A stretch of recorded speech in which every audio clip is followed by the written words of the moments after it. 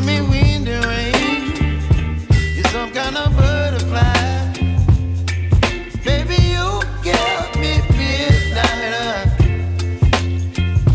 You whip up my appetite. Don't leave me here high and dry. Oh, well, I don't wanna jinx it, baby. Can't twist myself at the spine. Don't wanna overthink it, baby. It's just twist your body and mine. Baby, you give me ice and fire. You're giving me wind and rain. You're some kind of butterfly. Baby, you give me midnight. You whip up my appetite. Don't leave me here high and dry. Oh, but I don't wanna jinx it, baby. Let's not get ahead of my time. Oh, but I don't wanna miss you, baby. So I stand up and speak just my mind. Oh.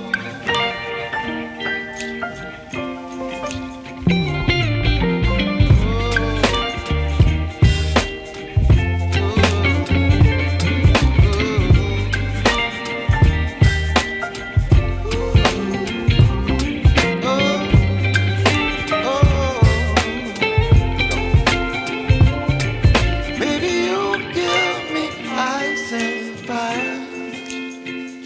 You're chilling wind and rain. You're some kind of butterfly. Baby, you give me midnight. You whip up my appetite. Don't leave me here high and dry. Baby, you give me ice and fire. You're channeling wind and rain. You're some kind of butterfly. Baby, you give me midnight. You whip up my appetite.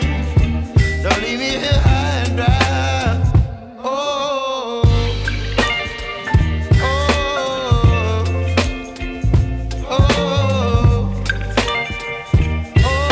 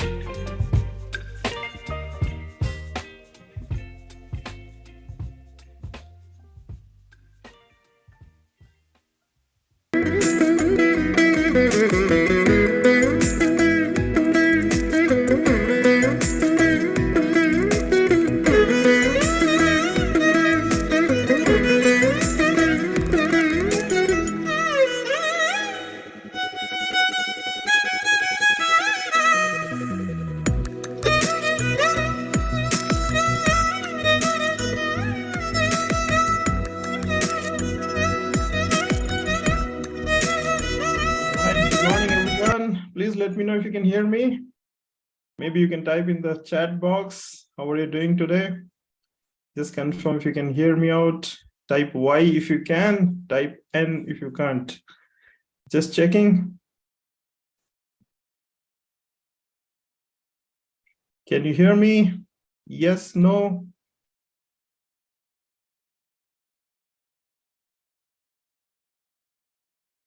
Perfect, thank you for confirming.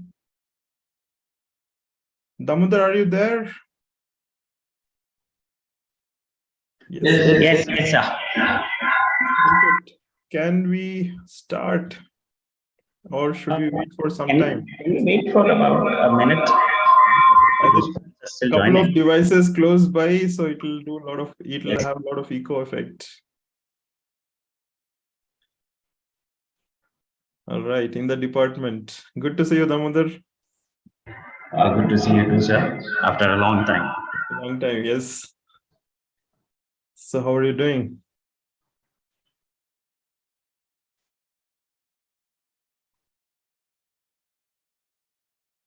So all of you who are on Zoom right now, if you are attending for the first time, any of my sessions, type FT in the chat box. Let me know if you are attending for the first time with me.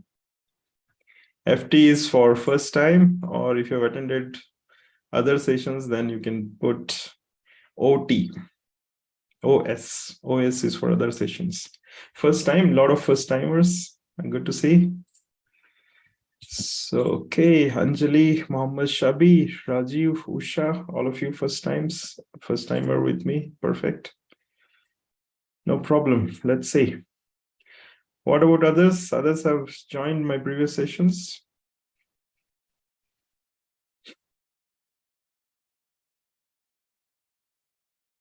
FT, Revati, Manjunath, FT. Okay, thank you.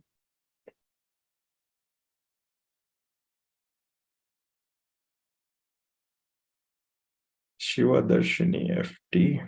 Okay. Also type in the chat box, what do you do? Are you a student studying B Pharm, M Pharm, Pharm D, whatever? Put in the chat box. If you're faculty, type F, faculty, or maybe lecture, management, if you're from management.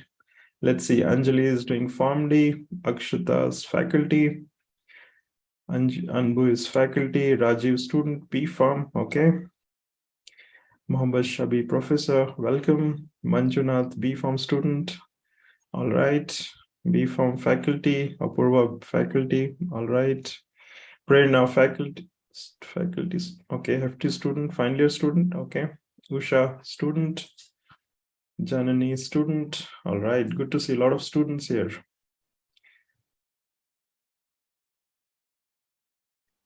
All right. Damodar, I can't see you. Should we wait for some time or should we begin? We can start off. We can start. A lot of echo effect from you, but that's okay. I think we will manage. All right. So good morning, everyone. Welcome to today's session. And today's topic is social media and research. So many of you are attending my session for the first time. So a little introduction about me. I'll not go very deep into myself. I'm basically a pharmacist. I did my B Pharm and M Pharm from Government College of Pharmacy, Bangalore. In the year 2007, I completed my M Pharm from Department of Pharmacognosy, and then I got into medical writing. So last 15 plus years, I'm into medical writing. Last 8-9 years, I'm more into the digitalization side of medical communications or medical writing. So I help pharmaceutical companies, institutions plan their digital strategies. And apart from that, I have been conducting a lot of webinars for pharmacy students and medical doctors specifically. And these webinars are all related to pharmacy careers. I'm sure some of you have attended my past webinars. If you have, then you might know there are more than 50 plus career opportunities related webinars I have conducted. They're all on my YouTube channel. And since last 3 years, I'm doing this. So every Saturday at 2 p.m., these webinars go live. Even today, I have a webinar at 2 o'clock. And these webinars are for helping pharmacy professionals understand different career opportunities from the industry, industry experts. So all my speakers come from industry. They talk about the different opportunities that exist, and they also help and provide career tips. So this is what I do on Saturdays, and Monday to Friday, I'm a medical writer. I'm a digital strategist. I create digital strategies for pharmaceutical companies and organizations. And I also train medical writers. So that is something I've been doing for the last 1 year. So that's pretty much about me. And I hope that helps you. This particular session helps you to, understand a little bit about social media and research. Okay. So let's begin. I'll share the slides and please let me know, type Y in the chat box if you can see the slides. and that is when we begin. Yeah. So Y is for yes, and just to check, yes, you can see the slides. Perfect. So these are the slides, and let's begin with today's session, which is on social media and research. So at the end of the session, you can ask me any questions related to today's topic. Of course, you can ask anything on pharmacy careers, digitalization, social media, medical writing, anything, but let's focus that on at the end of the session. Till then, let's try to understand what social media is all about, right? Perfect. So disclaimer, right? The disclaimer is always needed, specifically since we are from pharmaceutical background. It is very important. And the most important disclaimer for today is I'm not an expert. I'm just a learner just like you. And I hope to learn something from all of you today. And during our interaction, definitely we'll learn together. Okay, so that's the first disclaimer. The second is this session is only for providing an overview on the basic understanding about the social media platforms that exist and how we can leverage their power using for our own research. Okay. And then the screenshots, images, whatever I'll be using in this session are for information purpose only. Okay. So that was the disclaimer. And before we begin, my special thanks to all of you for making your time and coming in here. My special thanks to Damodar, who initiated this process of conducting the webinar, and he has been reaching to me to get various topics, and finally we came to social media and research. So thank you, Damodar, and the entire team who has been working in the background for creating this webinar today.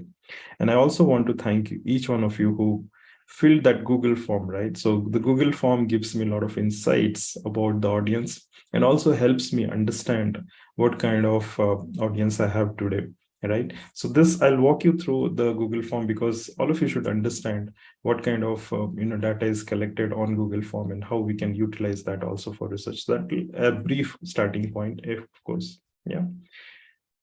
So audience, when I ask this question, what describes you best? You see, 64.2 of you said you are a student, and some of you 33.3 faculty, passed out, of course, Pharm graduates, so you are like freshers, research scholar, maybe doing PhD, and one of you are scientists. So great to have you here, and I'm sure we'll learn together, and I'll be definitely learning a lot from the faculty, the research scholars and the scientists specifically, yeah.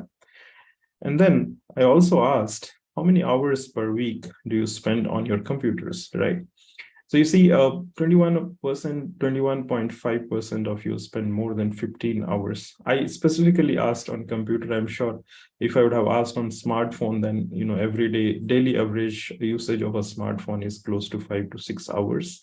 So that would have been, too many number of hours on smartphones. So I specifically asked for computers because computers are what we normally utilize for our research purposes, right? And 2 to 3 hours is average time that every one of us spends on computers. So this gives an idea of what kind of audience again I have in the session today. Yeah. Then again, softwares, I asked different softwares you are using. Of course, most of you know all these softwares, MS Suite, most of you use. Then some of you, I was surprised to see some of you are also learning coding. Some of you are doing docking. And many of you also learn specialized softwares. And this is very good. And, a big round of applause for all of you who are learning this, because the world is changing really fast. And, unless we upgrade ourselves to the latest that is happening in the market, it will not be so easy for us to compete and stay different from the market, right? So it's good that you're learning, and please do continue learning a lot from this and learn specific to your niche, right? So let's say you are in pharmacology, learn specific softwares that can differentiate you from the rest of the pharmacologists in your group. And if you are a chemist, you're in pharmaceutical chemistry, then learn those softwares which are specific to your department. Of course, you should learn other softwares as well, but as long as you are expert in your domain, you stand out from the rest of the crowd, right? So it's good, to continue learning these different softwares. So that was another question that I asked. That was only for my understanding again. And I asked for the operating system again. This is a very common pattern that I see in almost all my audience. Okay, wherever I do these presentations, I see this same pattern. Almost 90+% of the users are using Windows. Some have started Mac, and some use both, right? So maybe you are using a Windows computer, but you are using an iPhone, right? So it's a combination of both. So again, good to see that happening. And the second one is Windows. Again, if you are using Windows XP or Windows 7 still now in 2023, then my suggestion would be to stop using them, because Microsoft has stopped support for both of these platforms, operating systems, right? And they are vulnerable to any kind of attacks, specifically spy attacks, spyware attacks, and all of that, malware attacks. So do not use XP and Windows 7 anymore. Windows 8 can be used for some more time. Windows 10, of course, till 2025 you can use. And Windows 11 is the upcoming Windows that will stay for maybe until the next update comes in. Yeah. So always use the original version of these Windows. Of course, when I was a student, I also used the pirated ones, but then pirated ones have their own problems, and going forward, they'll not help you to get most out of the system. Yeah. So always go for the original versions. It will not cost much if you compare the benefits that you are getting from the system. Yeah. The next question that I asked was browsers. Again, this is again very similar to what I observed. 84% of you use Chrome, and I see some of you are also using Brave. So I'm not, a good fan of Brave, but then yes, Edge, Chrome, and Mozilla Firefox are something that I'm using already. And Chrome is one of the best browsers compared to all other browsers because of the different add-ons that it gives for the researchers specifically, right? So till here it is fine. Yeah, type F for fine, or FYN for fine. And if I'm going too fast, too slow, then you can just stop me. You can raise your virtual hand on Zoom, and then that will help me to continue better. Okay, perfect. Thank you for responding. All right. So one question I asked was, what are the barriers of communication, right? So this is again a common pattern that I see. Language barrier is what many of us have. A language barrier, specifically when it comes to English speaking, is majority of us face this problem. Social media, I don't understand how can that be a barrier. Of course, if you are learning social media, that can be one of them. Lack of knowledge, lack of confidence. Yes, it happens to all of us. Every one of us have this problem, lack of confidence and lack of knowledge, right? So what we can do basically is, when it comes to barriers of communication, I suggest you do a SWOT analysis of yourself. How many of you know SWOT analysis? Type me if you know SWOT analysis. Pharmacy guys specifically, because management and others, I know that you know SWOT analysis. But pharmacy guys specifically, do you know SWOT analysis? Type me if you know it. And if you don't know, then maybe I'll just a little bit explain about it. Yes, no? No? Okay. Yes. Okay. So some of you know SWOT analysis. Yeah. SWOT stands for strength, weakness, opportunities, and threats. It is done. It used to be done by the pharmaceutical companies or the bigger organization to understand the market when they were planning to launch the product and services. But as the personal development industry grew, they started utilizing SWOT analysis for personal SWOT benefits, right? So what basically we need to do is just take a plain sheet of paper. Just a plain sheet of paper you can take and write all the strengths you have, all the weaknesses you have, all the opportunities that exist for you, and all the threats that you have, right? So strengths and weaknesses, whatever we have, are all our internal factors, right? So my internal factor, let's say, for example, my communication skill is good, so that can be my strength. My communication skill is poor, that can be a that can be my weakness, right? So depending on my strengths and weaknesses, I have a lot of opportunities that exist. And the higher the number of strengths I have, the higher the number of opportunities I may get, right? So, and if you, let's say, for example, if I know that my weakness is lack of English communication or lack of communication skills, if I know that as my weakness, then what I need to do, I need to create a strategy, create a plan to improve on the communication skill, right? So whatever weaknesses we have, all of us have weaknesses, right? It's a very natural to have weakness. None of us here is perfect. So what basically we have to do, we have to identify those weaknesses and we have to give a timeline to work on those weaknesses. So let's say if I give a timeline of 30 days to improve my communication skills or English speaking communication skills or English writing skills, then I have to start working on it. And maybe after 30 days, I have to analyze how much I have improved. And this way we can keep on working on each of the weaknesses that we have.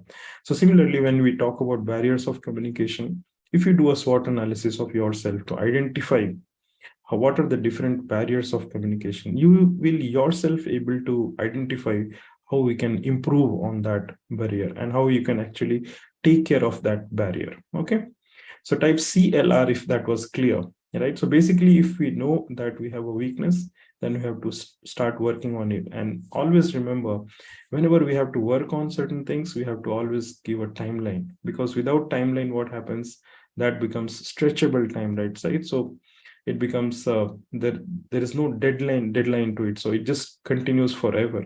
So if I don't give a timeline to myself, it will never ever happen, because what I can do in 3 days, I can do the same thing in 3 months, I can do the same thing in 3 years. It all totally depends on how much serious I am to cover that off, right? So was that clear? Yes, no? Type yes or Y if that was clear. Type N if that was not clear. All right, so identify all the weaknesses that you have, all the barriers you have, and start working on it, because nobody else will come and do it for you, right? So whatever barriers you have, so just make a note of that and give a timeline to yourself. Next 30 days, next 60 days, next 90 days, I'm going to work on this and I'm going to fix that and convert that weakness to my strength. Okay, so that was the next one. And again, I asked steps to article writing. So majority of you picked up, and majority of you who have already written articles, so you know it. I'm anyways not going to talk much about it. So first step is, of course, to identify a topic, right? Once you have identified the topic, you refine the topic, do a strategy, do a search, gather all the information which is available. And then based on that, if you have to do a research, you do a research, then evaluate and read. Write the paper again multiple times. You have to do reading, and you have to modify that as per the general requirements. So these are the general steps which normally is followed, and majority of you are already there. I have surprised to see one of you have published more than 150 articles. Okay, so we have audience from 0 to 150 articles, and it is important for all of us to at least publish something. Even if you're not able to publish a research paper, at least you can start writing some blogs, start publishing something on LinkedIn, or start publishing something on Medium. There are so many platforms available today. So this creates a personal identity and brand for yourself, right? So get published, get noticed is what the slogan today is, right? So get publish as much as possible. Even if you are in Pharm, you can publish something. If you are doing PharmD, you can publish something. Based on your internship, you can publish something. You can publish your experiences. So do publish, and that will definitely help you to improve your skills better and better every single day, right? And I also asked what are the toughest part of writing an article. So the toughest part, some of you, is to write the information, gather the information. For some of you, it is to write the introduction. Some of you to select the topic. Some of you to write the article itself.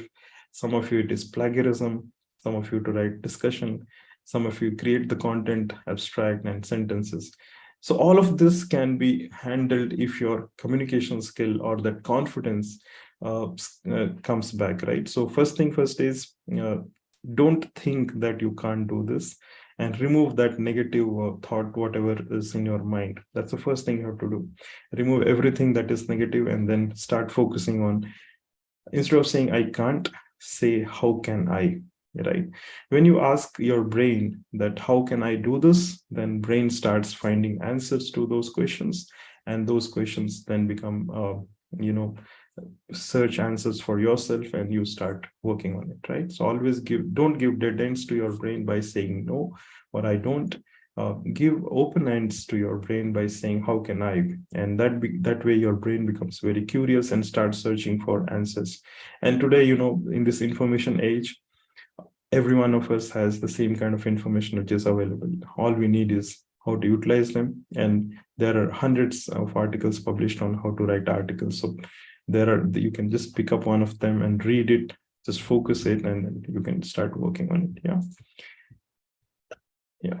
Then today's topic, right?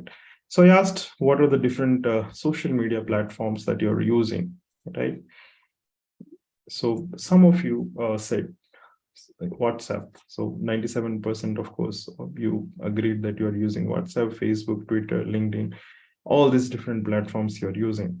WhatsApp is an instant messaging platform. Of course, it is also included in social media as such, and has been used to a large extent for researchers, by researchers.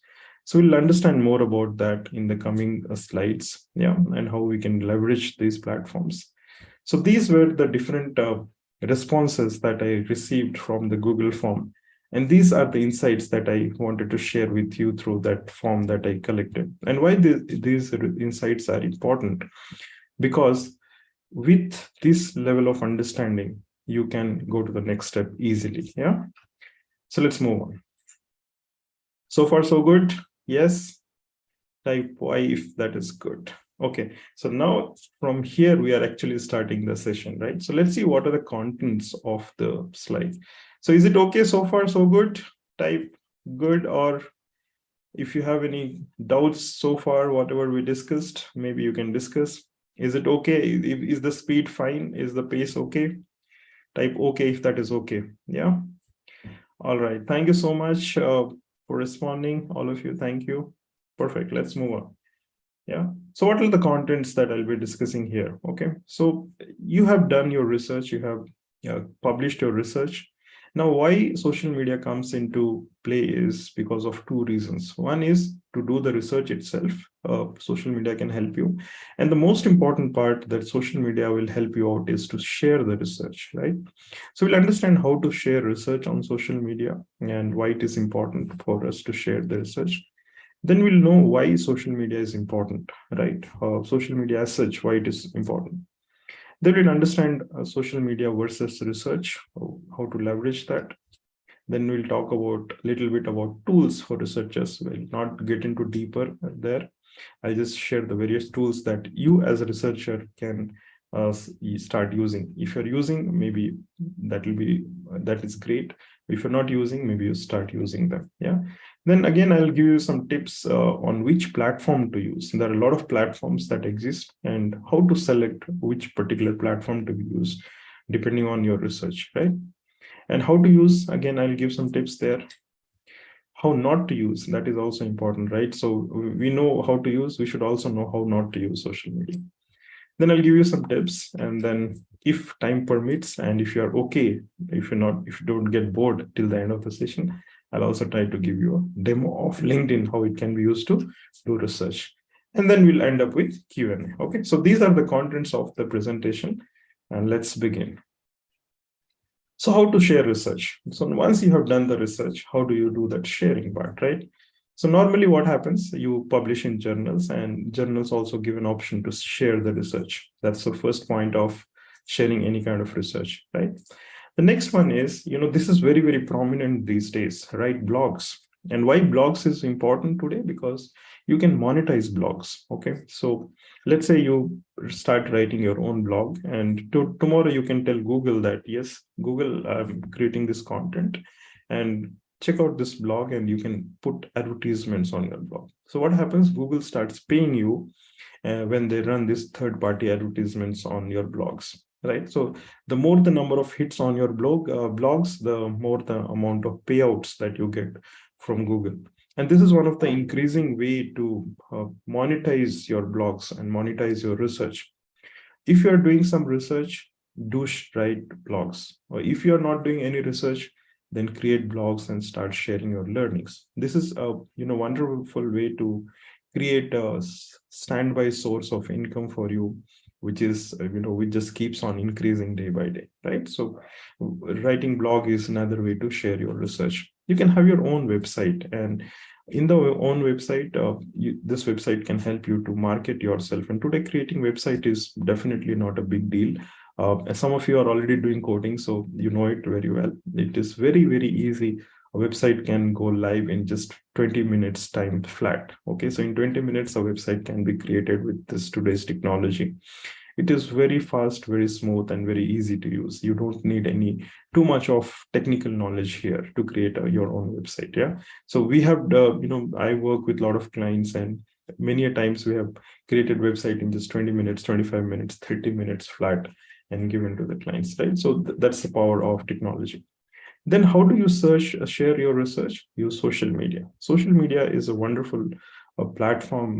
They have wonderful tools to share your research and also understand how that sharing is happening. Okay, we'll also understand how not to use social media at the end of the session, but then let's focus on how to use social media now, right? So these are the 4 ways how you can share your research, and there are different tools in every section of this to share your research. So publishing in journals, again, there are journals also provide you a lot of tools to share your research. When you're writing your blogs, there are a lot of platforms, a lot of tools that you can use to create your blogs.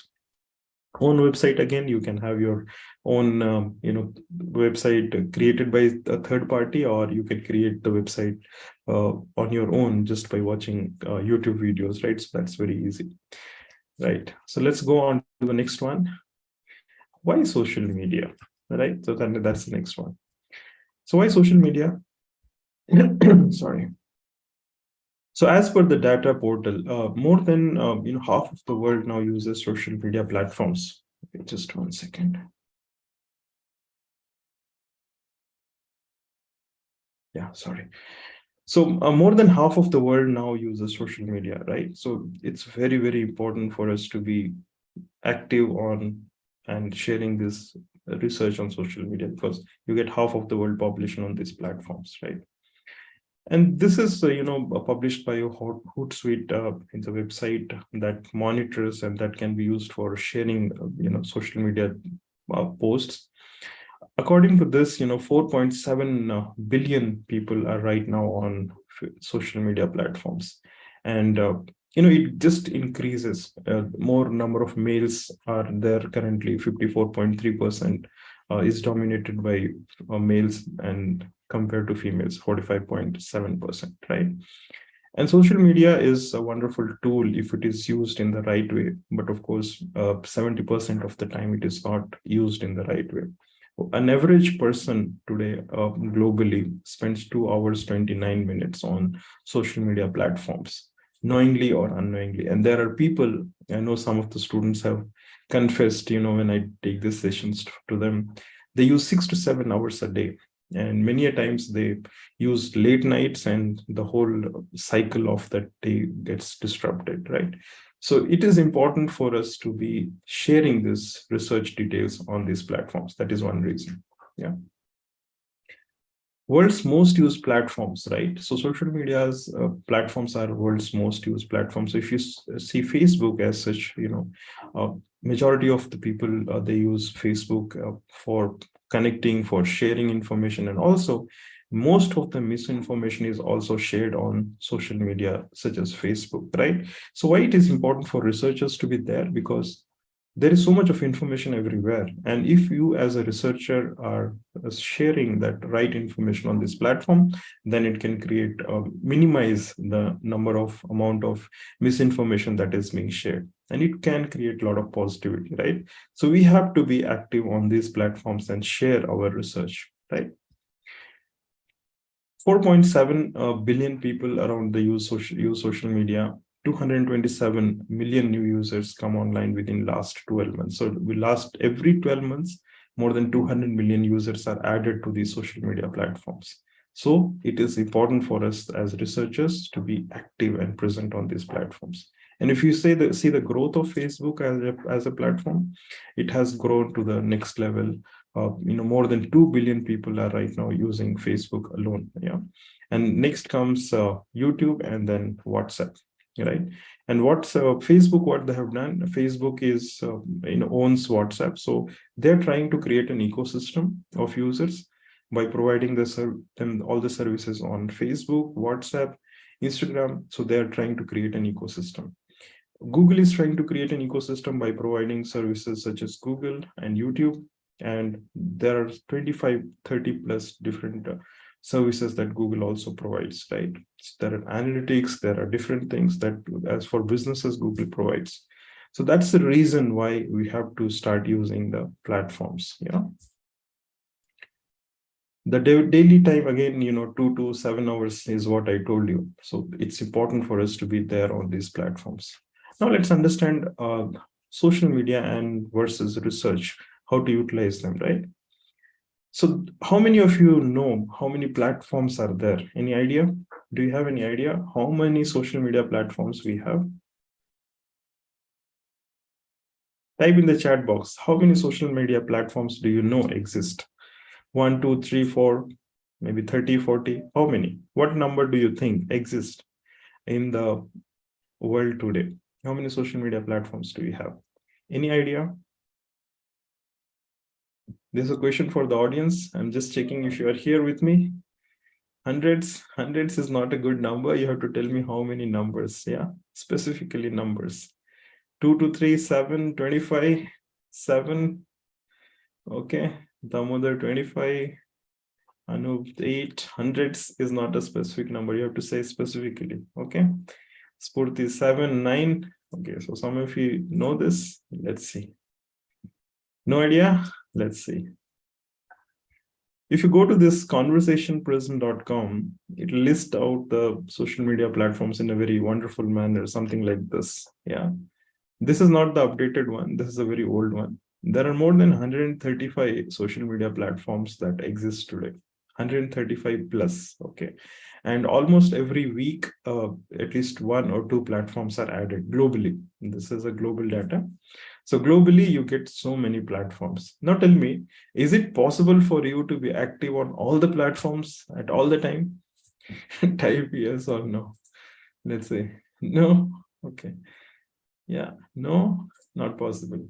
So what we need to do, we have to identify 1 or 2 platforms that actually work, right? So majority of you agree with me that it is not possible to be, for all of us to be present on all these 135 plus different platforms that exist, right? So you can download this, from this website, this image, you can get the high resolution. Anyways, I'll also send you in the WhatsApp group later on.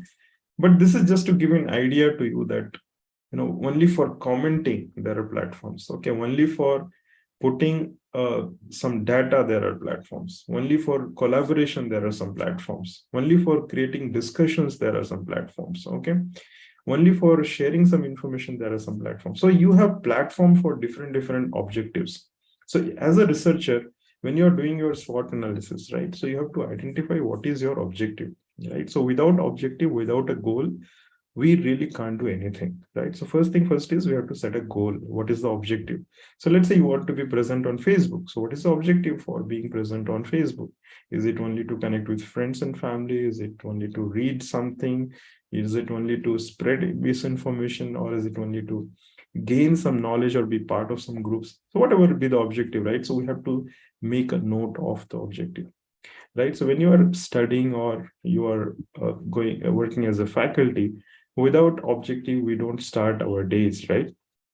So if you're a student, let's say when you're going to the class, there is an objective. So there are 5 classes happening from morning 9 o'clock to 5 o'clock in the evening. If you're a faculty, you are going for a class, then you know the objective of going to the class. You read the syllabus subject, maybe prepare some questionnaire for the student, and maybe just brush up whatever you have learned.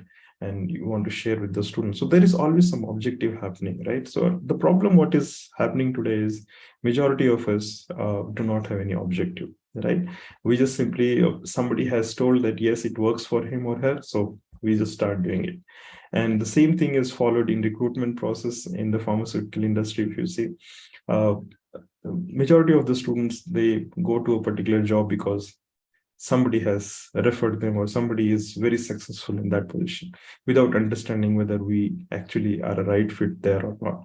So we have to understand whether we are a right fit in that platform or not. If not, then better not to use that platform, maybe find out another platform, right? That's the reason there are 135 plus platforms that are existing today, because of the variety of audience we have globally, right? All right.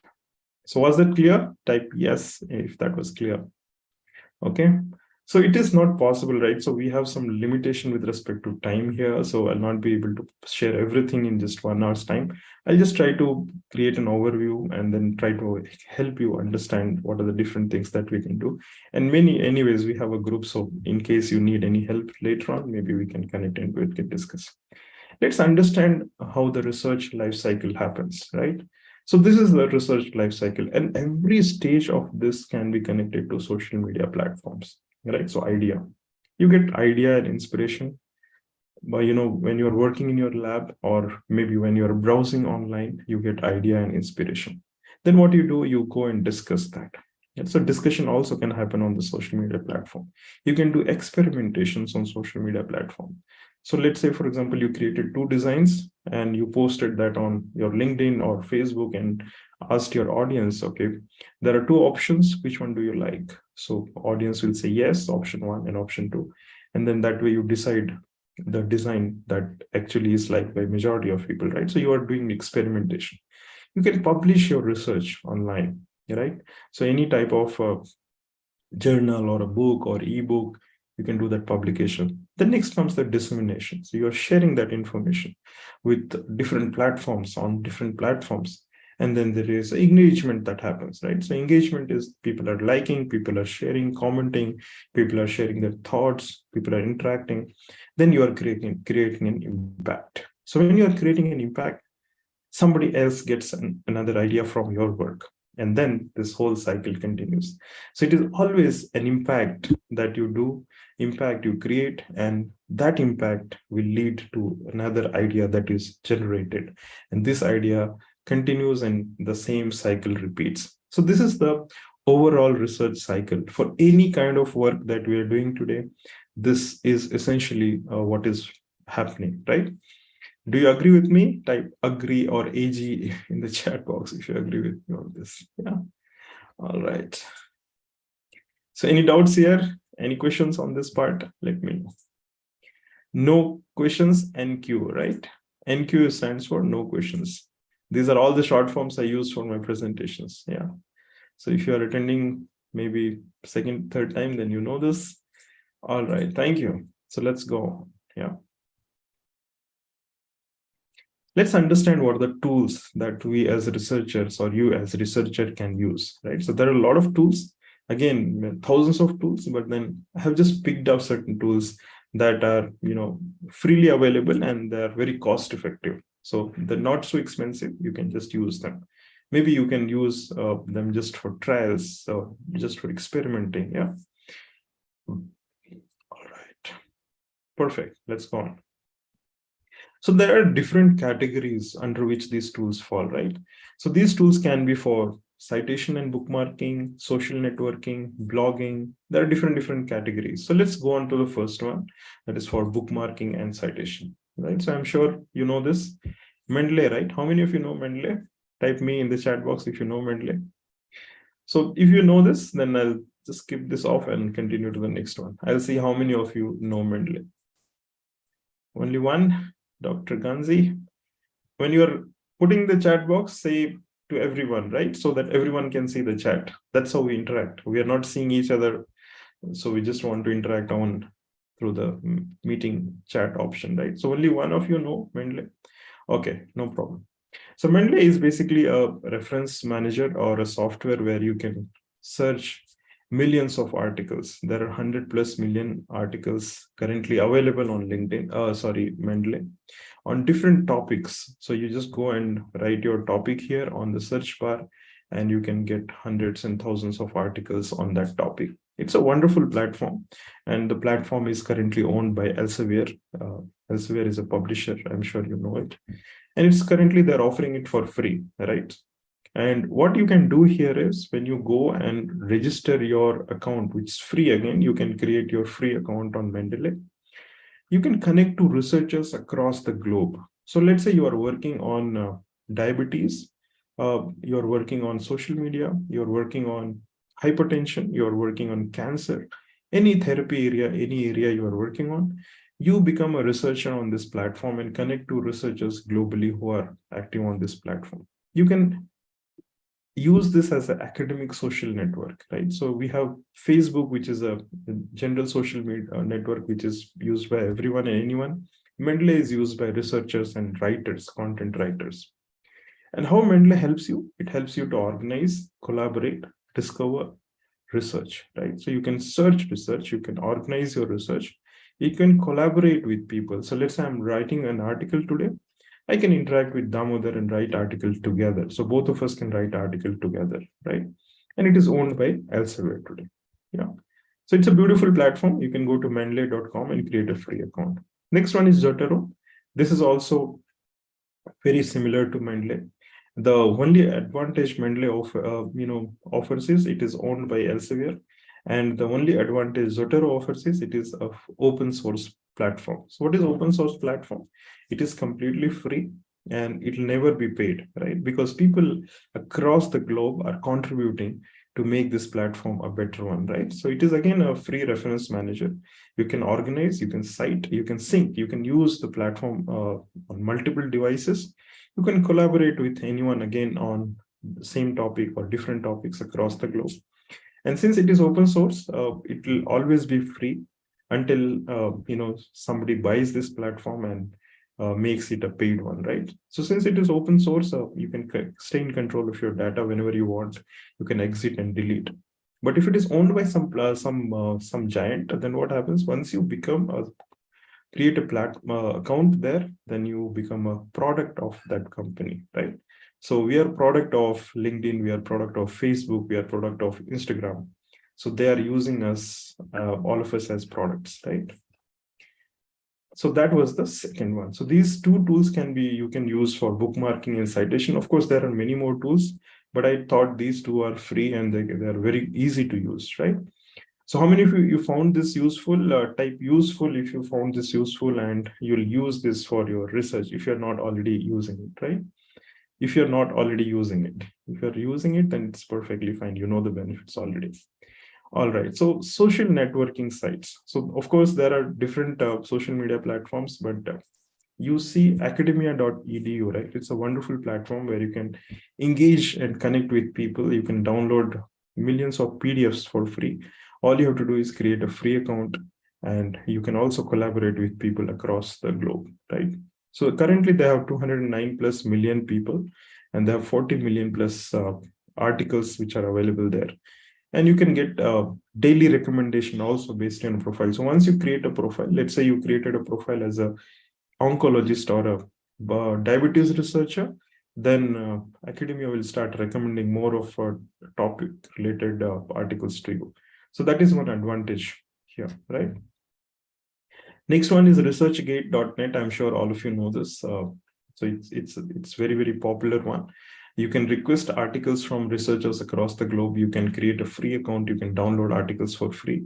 And this is a great site again. Okay, so you can collaborate. So last time I was working on a medical writing project, and this article was not available anywhere. And when I was searching, I found the original author on ResearchGate. So I sent an email to him and connected over him on ResearchGate and requested for the article.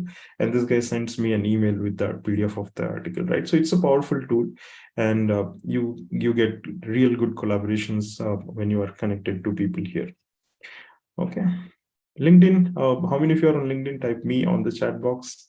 How many of you are on LinkedIn? Let's see. And how many of you know how to use LinkedIn? That is again important. So majority of you are on LinkedIn, I see. Okay, good. But how many of you actually know how to use platform? Hopefully, yes, no? Okay, if you don't know, don't worry. I'm having a session today at 2 o'clock. So you can join at 2 o'clock.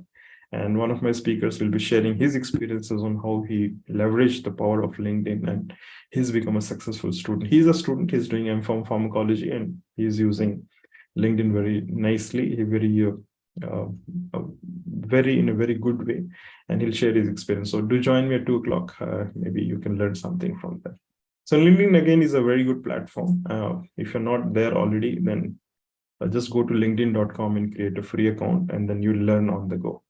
And what you can do on LinkedIn basically is you can discover things, you can connect with people, you can learn a lot of. They have more than 4,000 plus courses on LinkedIn, and many of them are for free, right? And one of the most important thing why many of pharmacy professionals on LinkedIn is to search jobs and internship opportunities. Right, so that is also a good platform, and of course we'll discuss, no problem. So if you're not already there on LinkedIn, I have already made a number of videos on this, so you can watch them and join live today to learn about this wonderful platform. Okay. Then there is something called as methodspace.com. It's a beautiful site. It is, it is owned by Sage Publications, and you get a lot of information here with respect to research. Okay, so you can know more about what is happening worldwide. You can also sign up for their free newsletter, and you can get access to a lot of topics, and you can search for information here. And they also have some products that can be used for the researchers. So if you don't use this, maybe you can try this one also. It's a good site, and you get a lot of information, very, very authentic information, because Sage is a good publisher. They put very authentic information, and you can, based on the research stage that you are in, you can actually leverage this platform to a great extent. Okay, you can connect with people again. All right. So these 4 platforms were for bookmarking and social networking. Now let's see for blogging and microblogging. Okay, blogging is a very good thing that is happening now. I see a lot of pharmacists also, they've started their own blogs. If you have not started yet, then I think this is a good time. This particular digital time is the best time to start a blog. And what are the blogging platforms that you can use? Of course, the number one is Twitter, right? Twitter is, it is very, very controversial, but then, after Elon Musk took over, but then Twitter is supposed to be one of the best platform for microblogging. Yeah, in short sentences, and you can convey a lot of information. So less is more on Twitter, right? And another beauty of Twitter is most of the researchers, have been active on Twitter. So I'll talk more about these platforms later on. And let's go to the next one, WordPress. It's a self-managed blogging platform. You can create just a free account there and start writing blogs of your own, right? If you want on your own domain, let's say, for example, manojkumar.com, then you have to buy that domain. Otherwise, if you want the free one, then you just need one email ID and a password, and you're good to go and create your own blog. Okay. Then blogger.com is another one where you can create your own blogs. Again, this is free.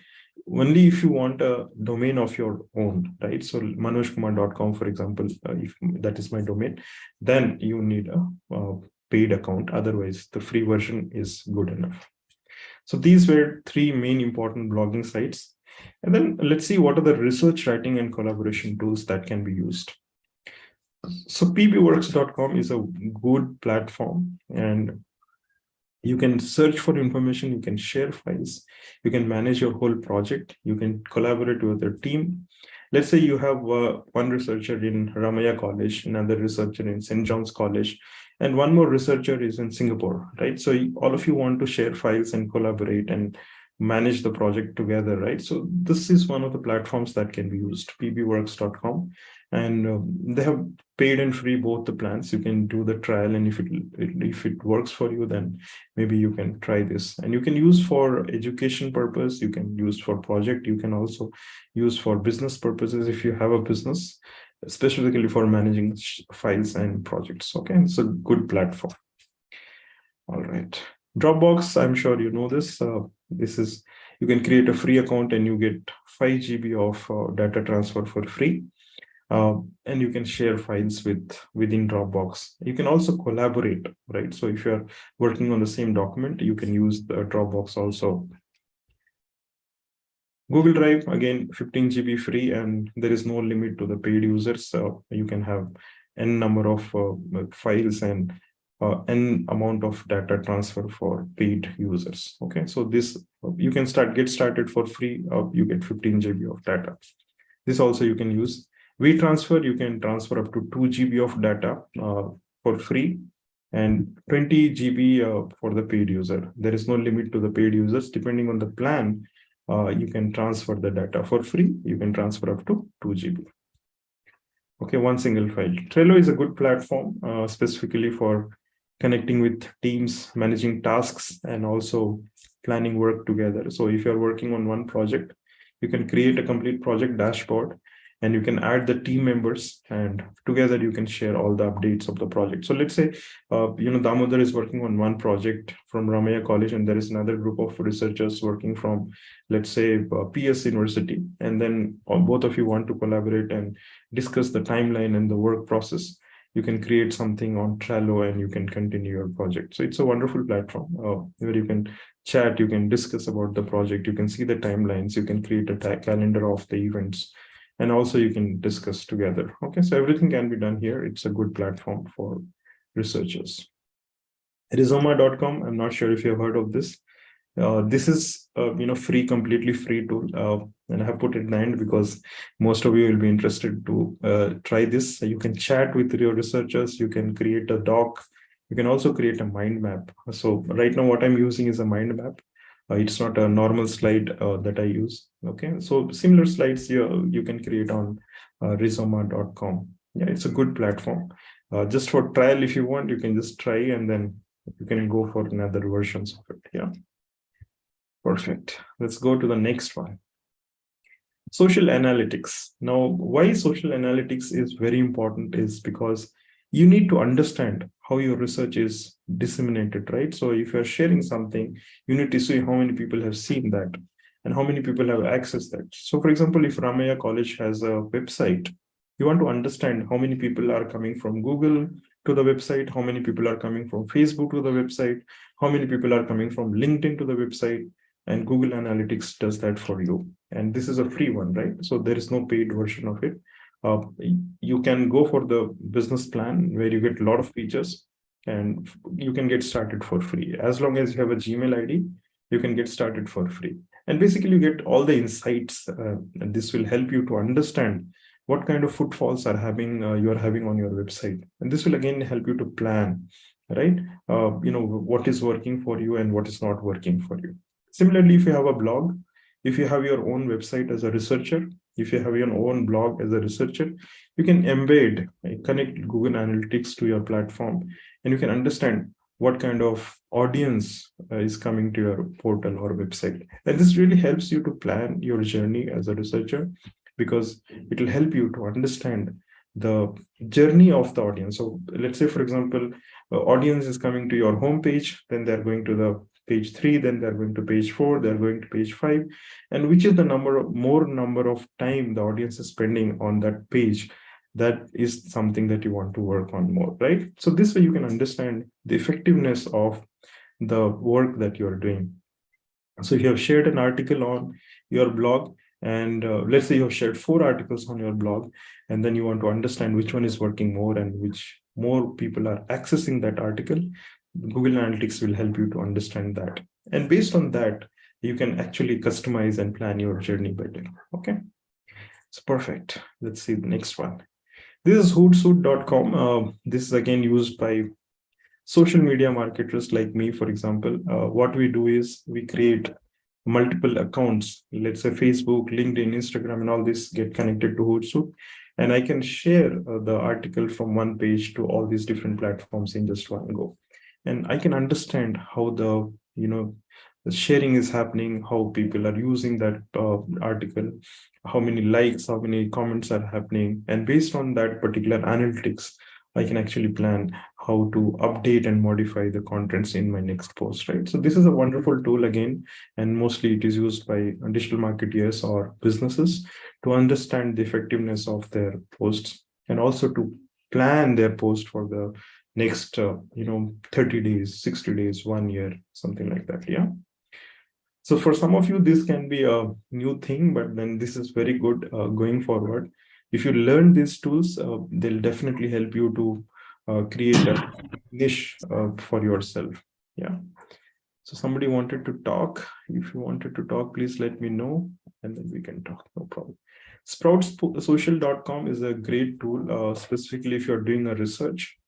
You can go and find out a lot of information here. This is a good tool, actually. You can understand customer journey, customer information. You can also do research here. It's a good tool, yeah. So basically, you can use this tool to manage your social media platforms, and you can get started for free. You can use the trial account, and if it works for you or the organization, you can go for the paid version. All right.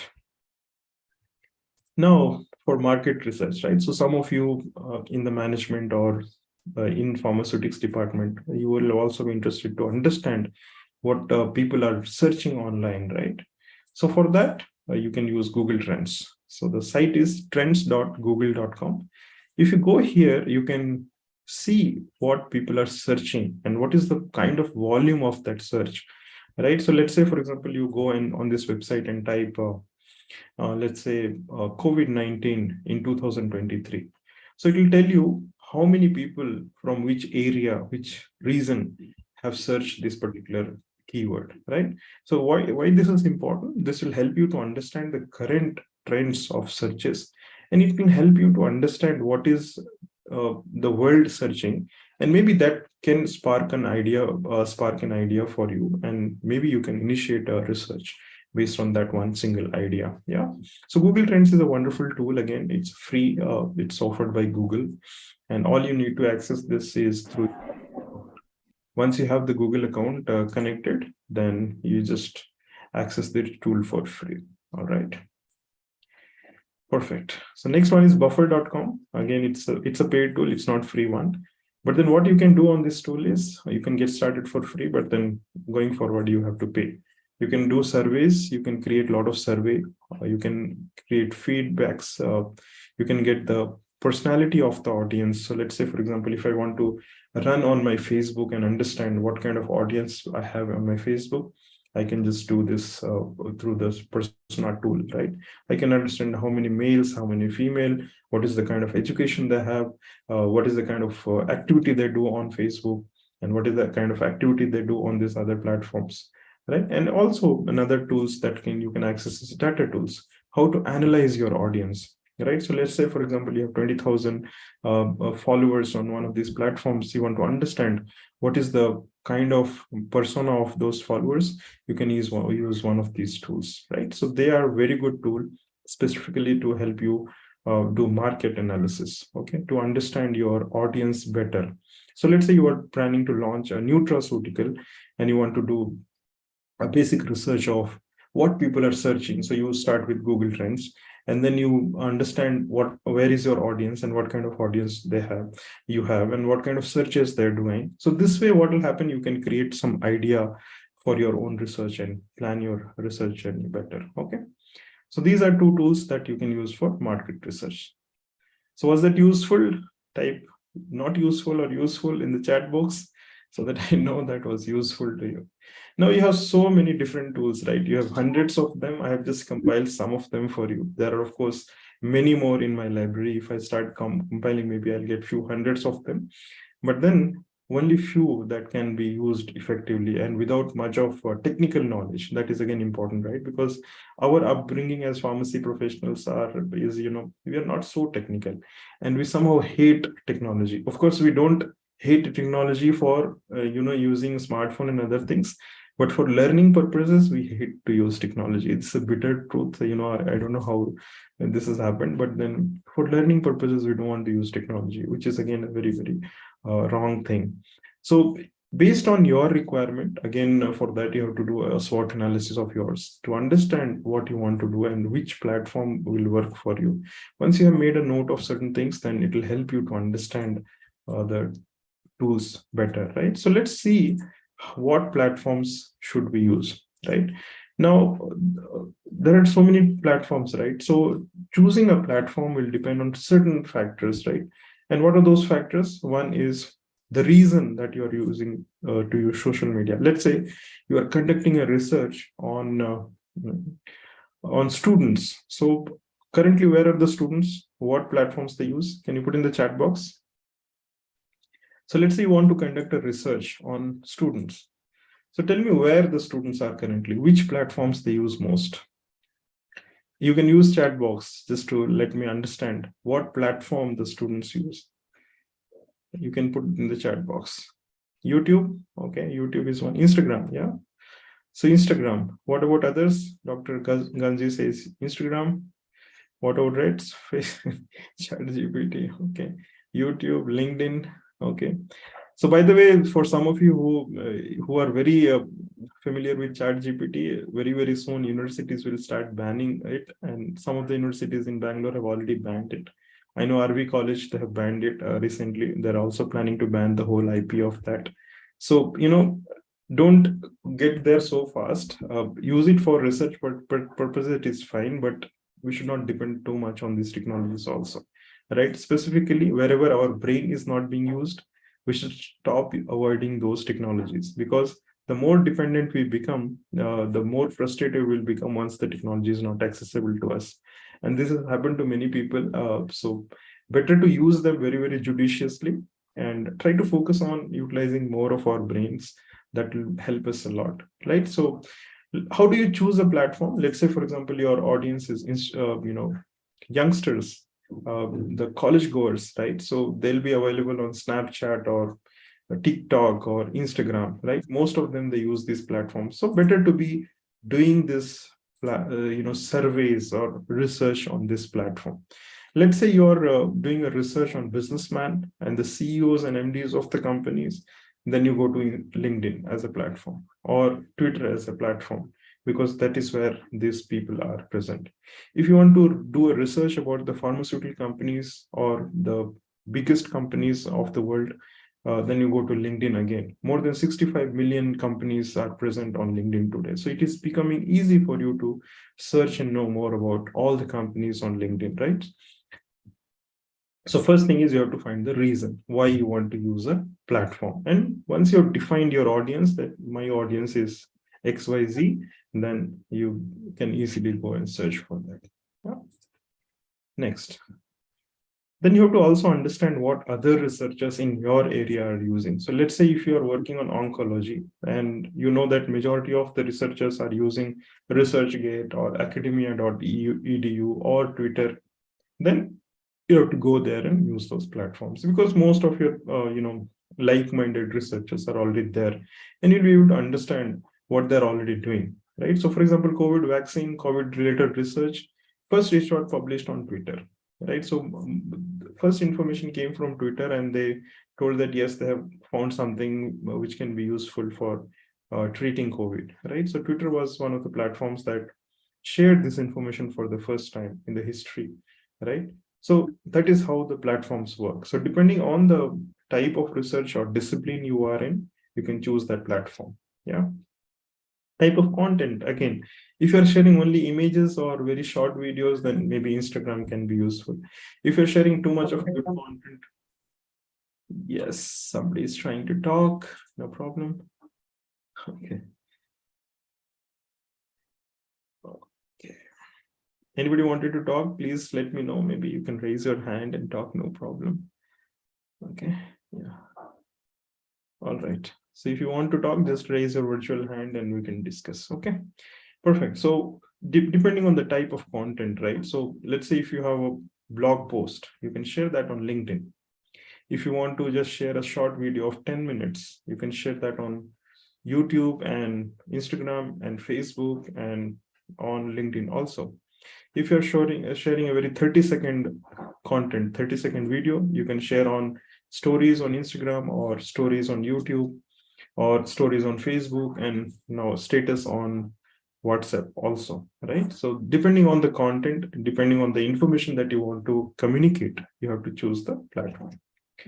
Next, depending on the audience that you want to reach and engage. So I gave the example of Instagram. So if you are interested to engage and connect with college goers, then Instagram can be a platform. If you're interested to connect with CEOs and MDs and recruiters of the companies, then LinkedIn is the platform to choose, right? So if you want to connect with celebrities and everyone, then maybe Twitter is the platform to connect, right? So depending on the platforms, the audience that you want to reach, you can choose the platform. Now let's see what are the reasons for using these social media platforms. One is, of course, the sharing of information, right? So that's the whole objective of the entire session we had, to share whatever we have published, to connect with people who are sharing the same information, right?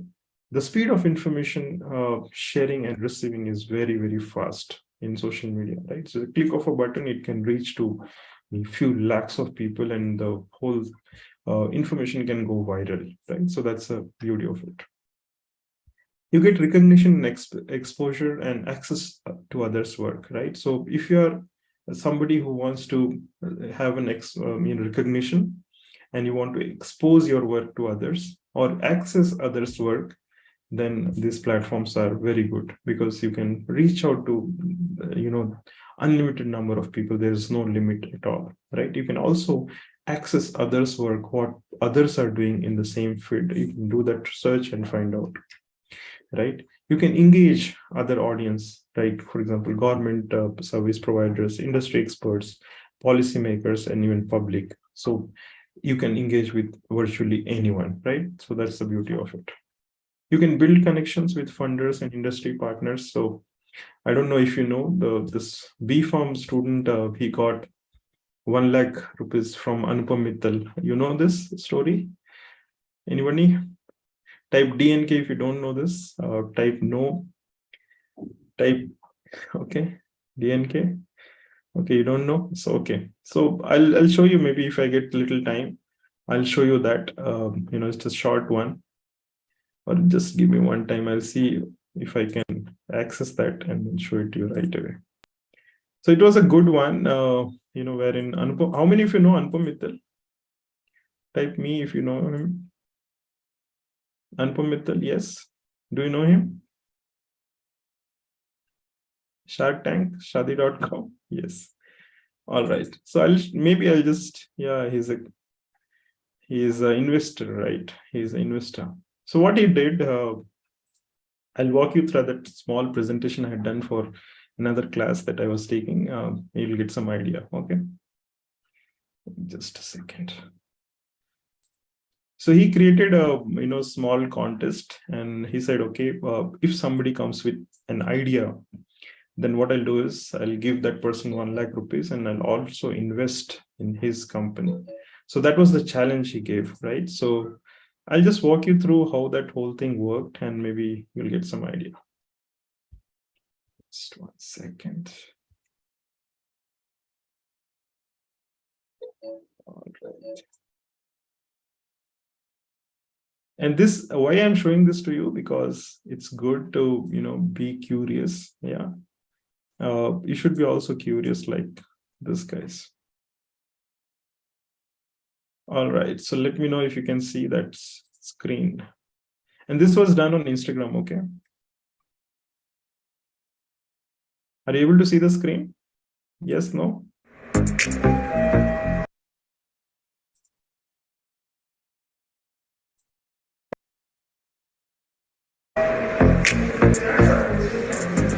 Anupam sir Yes. I have an idea sir, but पता नहीं कैसे करूँ और पैसे भी नहीं है, क्या करूँ? Can you help me? So you want a dream deal? Yeah. तो यहाँ क्या कर रहे हो? Go to Instagram and make a reel. Yes. So what was the objective? The objective was, he said, I have an idea, but I don't know what to do. So that was the question, right? So what Anupam said, if you have an idea, what are you doing here? Go to Instagram and make a reel. So that was a reel challenge, okay? And it was a dream deal. The challenge name was Dream Deal. So listen to this. Are you able to listen to the audio? Yes, no? Yes? Y for yes? Okay, perfect. Thank you. Go on. Yeah. That's right. Now, to get a deal, all you need to do is make a reel. All you teenagers out there, आइए Instagram पर और एक reel बनाइए and tag me, Anupam Mittal, and dream deal is tell me your XYZ. X stands for what do you want to do? Y, obviously, why do you want to do it? And Z is how are you going to use the money? Okay, so he wanted anyone to create a reel, and then there are three answers, three questions you have to answer: X, Y, and Z. X is what you are wanting to do, why you are wanting to do, and how you'll use that 1 lakh rupees that is given to you. So that was the challenge, and this information you have to share in 30 seconds. Okay. We are going to give away grants of up to 1 lakh rupees to deserving winners to make your dreams a reality. What are you waiting for? Read the rules and criteria down below. They're all there. And yeah, get started. Time's running out. And one more thing, keep it under 30 seconds. And don't forget to be creative. You get full marks for creativity. So you have to be creative. You have to make it in 30 seconds only. And this was the content that was posted along with the video on Instagram. Okay. All right. Damodar, you are here.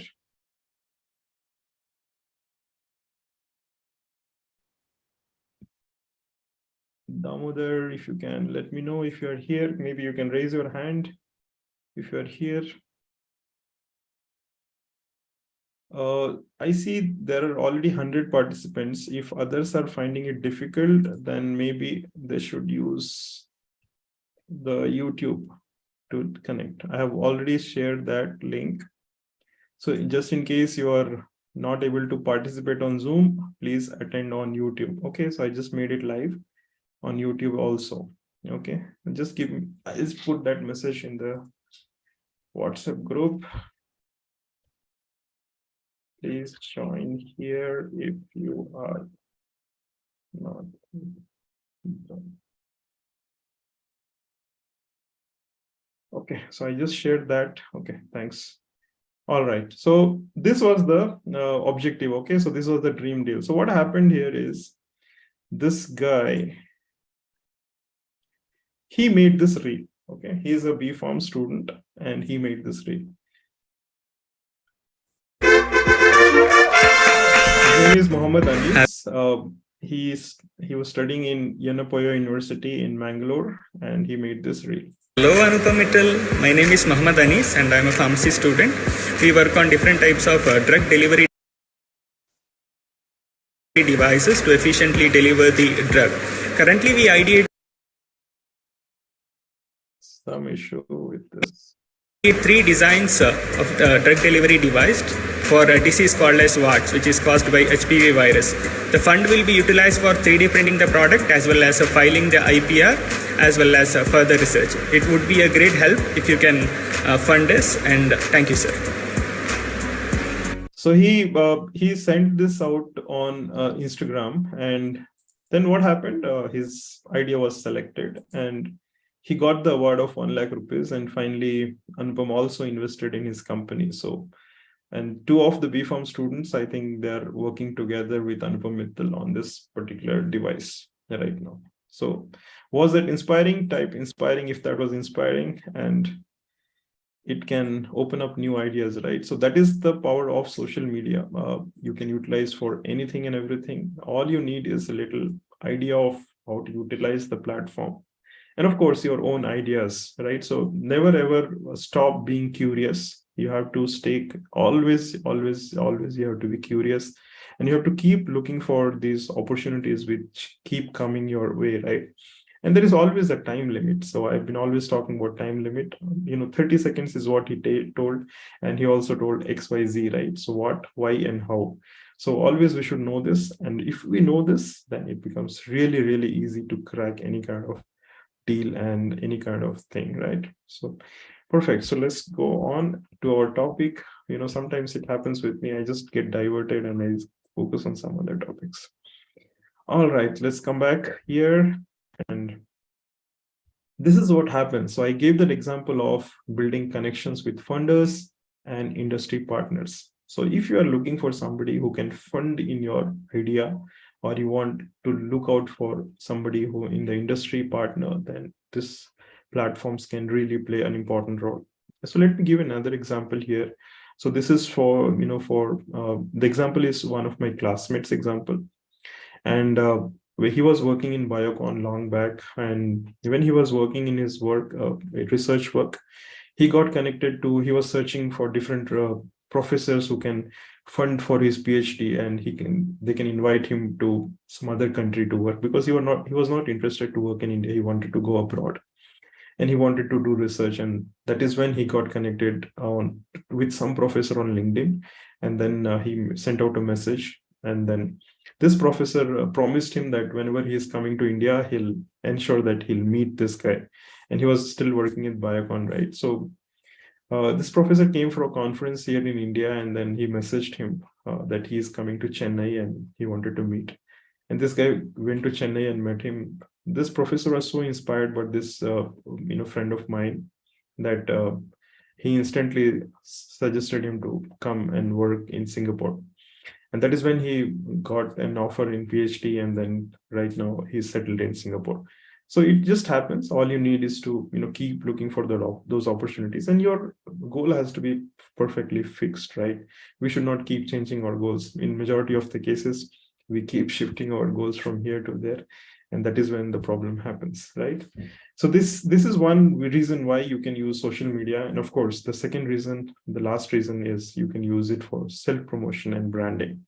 Once you're there on these platforms, you can always use it for self-promotion and branding. Personal brand is absolutely important.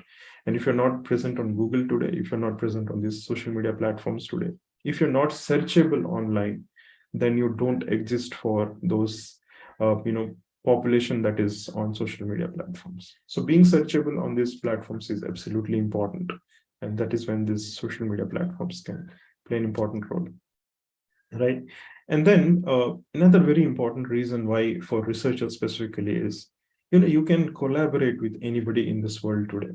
The world has become one, and with so much of tools and technologies in place, you can work with anyone across this globe. I have been conducting these webinars since the pandemic stuck, and I've got so many speakers from different parts of the world, and I've been interacting with them through LinkedIn and get them here, invite them as speakers. They come and they share their knowledge. So how this has happened, this is only through the power of social media or platforms like LinkedIn, right? So collaboration can become really powerful if you know how to use these platforms, right? So these are some of the reasons that why we should be using social media platforms for good, yeah? Now let's come to YouTube. YouTube, some of you told that YouTube is a powerful platform. Of course it is, right? So YouTube is world's largest search engine after Google. Majority of the people are using YouTube as a platform, except in some countries like China where it is banned. The entire world uses this platform for searching information. More than 500 hours of content is uploaded on YouTube every single minute. Okay. So even if we, the day we are born, we switch on YouTube and play it continuously, we won't be able to finish the entire content in the entire lifetime of ours. So much of content exists on YouTube today, right? And that is when some of you had put in the form that there is so much of information what to consume, right? So that is when I'm coming to this point. When there is so much of information, we are always overburdened with information. Now, what to choose, what not to choose. There is always something called as FOMO, right? Fear of missing out. We are consuming some information, and then we have back of the mind, it is going on that we'll miss out some information. So what is the best thing to do? Choose one or two platforms. Don't be present every single where. If you feel that WhatsApp, and you're part of many WhatsApp groups and they're just wasting your time, exit all the groups. If you feel that you're consuming too much of information from too many places, just delete all of the apps. Just consume information from few authentic sources and consume information that you really want to improve on, and not just simply everything and anything, right? So that way you can actually minimize the amount of information overload you have, and this will be more focused on the actual information that you want to consume. Yeah. And one of the easiest way to use YouTube is your Gmail, right? Because if you use Gmail to sign into your YouTube, you can actually personalize the content on YouTube. You can create your own playlist, you can create your own folders, and start saving the videos that you really like and you want to recap at a later stage, right? So instead of getting overburdened, you are actually planning to consume that information effectively and in a wiser way, right? You can also create a channel. So if you're a researcher, you want to share your research, want to share your learnings, you can create a YouTube channel and start sharing your research, because it's the world's second largest search engine. And obviously your research will be searched by somebody. And if you're there, you can get connected to those many people instantly. You can also follow the top researchers on YouTube, and that is how you get connected to them, right? So currently, when I did a basic search on YouTube on researchers, there are more than 800 channels from the researchers globally.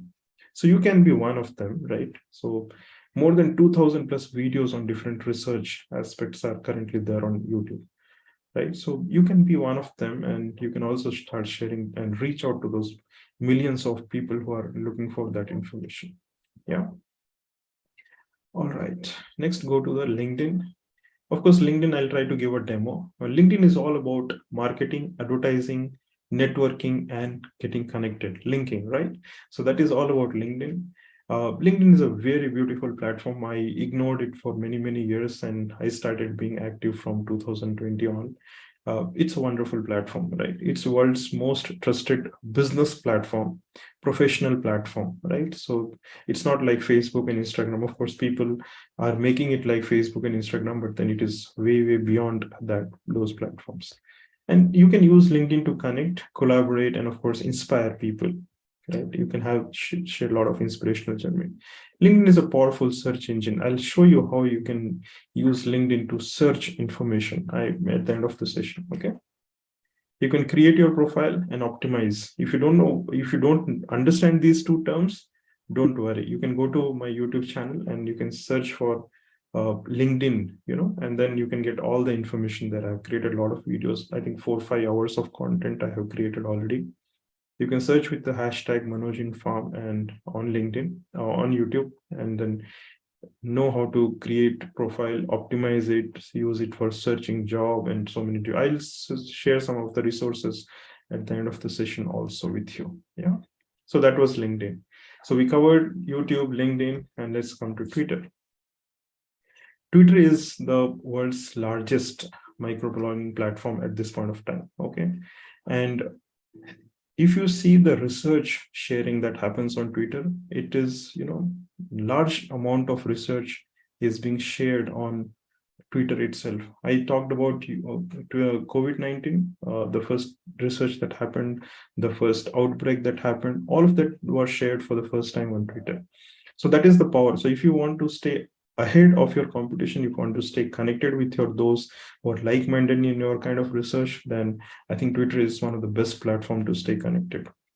Another beauty of Twitter is, you share the information in a very short sentences, right? So you're not spending too much of your time in reading that content. You're also very conscious about your writing because you are putting only the right keywords to create that content. So that is how your communication skills will definitely improve if you start using this platform, right? 55% of the scientists, researchers, and scientific organizations are currently on Twitter. Okay.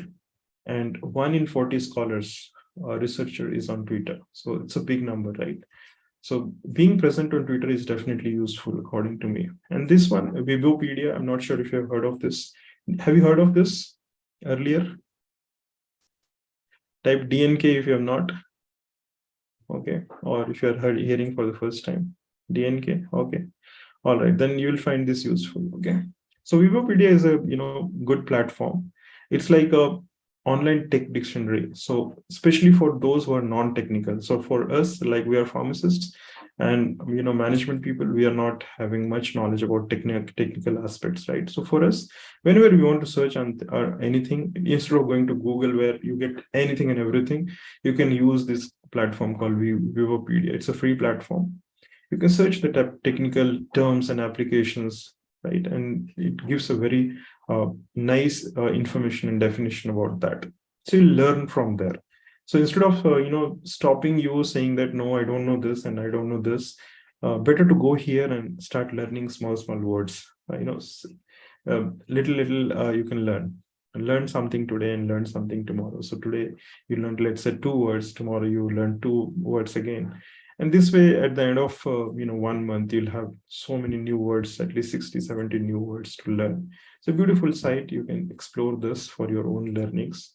Okay, so make a note of this, Wikipedia, and it is very friendly to non-tech users. For tech users, you have so many different sites, but I find Wikipedia as a very good site, especially for the non-tech people like us. Okay. All right. The next one is the Internet Archive Search. Have you heard of this? Type DNK if you're not aware. I want all of you to participate. It looks like majority of you are not participating in the chat. If you've not heard of this, then type DNK. Yeah. All right. So what is Internet Archive Search? So what happens on the internet is, let's say there are some websites. Okay. So after some times the websites become dead. So people don't maintain the website. So if you want to find those websites and softwares and links that were active maybe a few months back, but they're not active now, you go to this site. This is an archive of the entire internet. It is also called as Wayback Machine, and it can search. You can search all the old files, old data, old news, all the archived websites, even archived softwares, those softwares which do not exist anymore online. You can search all of that here. Okay, it's called as a Wayback Machine. Okay, so anything and everything that does not exist online is existing here. So let's say you are searching on an article and it's like a backup. Yes, Anjali, you're right. It's like a backup. So it just creates a copy online and it stays there forever. So let's say you are searching on a website and after some time you come to the website and that page does not exist. You can go here and search the same text. You'll find that whole page existing here. So it just creates a copy of every single website, every single software that is available online today and may not be available tomorrow. So it's an archive for you, right? So you can save this link also, and definitely it will be useful. So maybe take a screenshot of this one and save it for yourself. Okay, Internet Archive. It's an Internet Archive. All right, there are many others. Of course, Google Scholar, I'm sure all of you know, so I'm not going to touch that. Okay.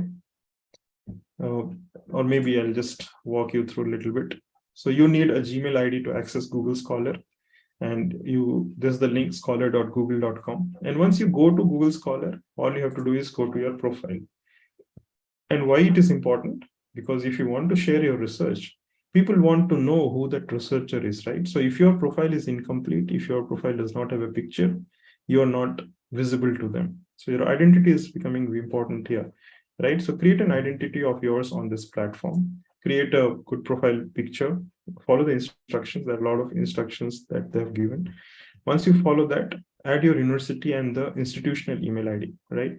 Once that happens, your amount of spamming will be reduced, and also it will create an authentic profile of yours on Google Scholar. Many of the researchers, they publish articles, but they don't create profile here. So what happens is your research is not visible to world. When people are searching online, they don't find your research. We are creating article, we are publishing article and sharing on LinkedIn and saying, hi, I published an article, but we don't have a profile on Google Scholar. That's a wrong way of sharing the information, right? First, create a profile on Google Scholar, put the article there, put the details there, and then share that link to other places. So what will happen is people, when they start seeing your research, you'll see your profile grow on Google Scholar. That is when the citation of the article will also increase.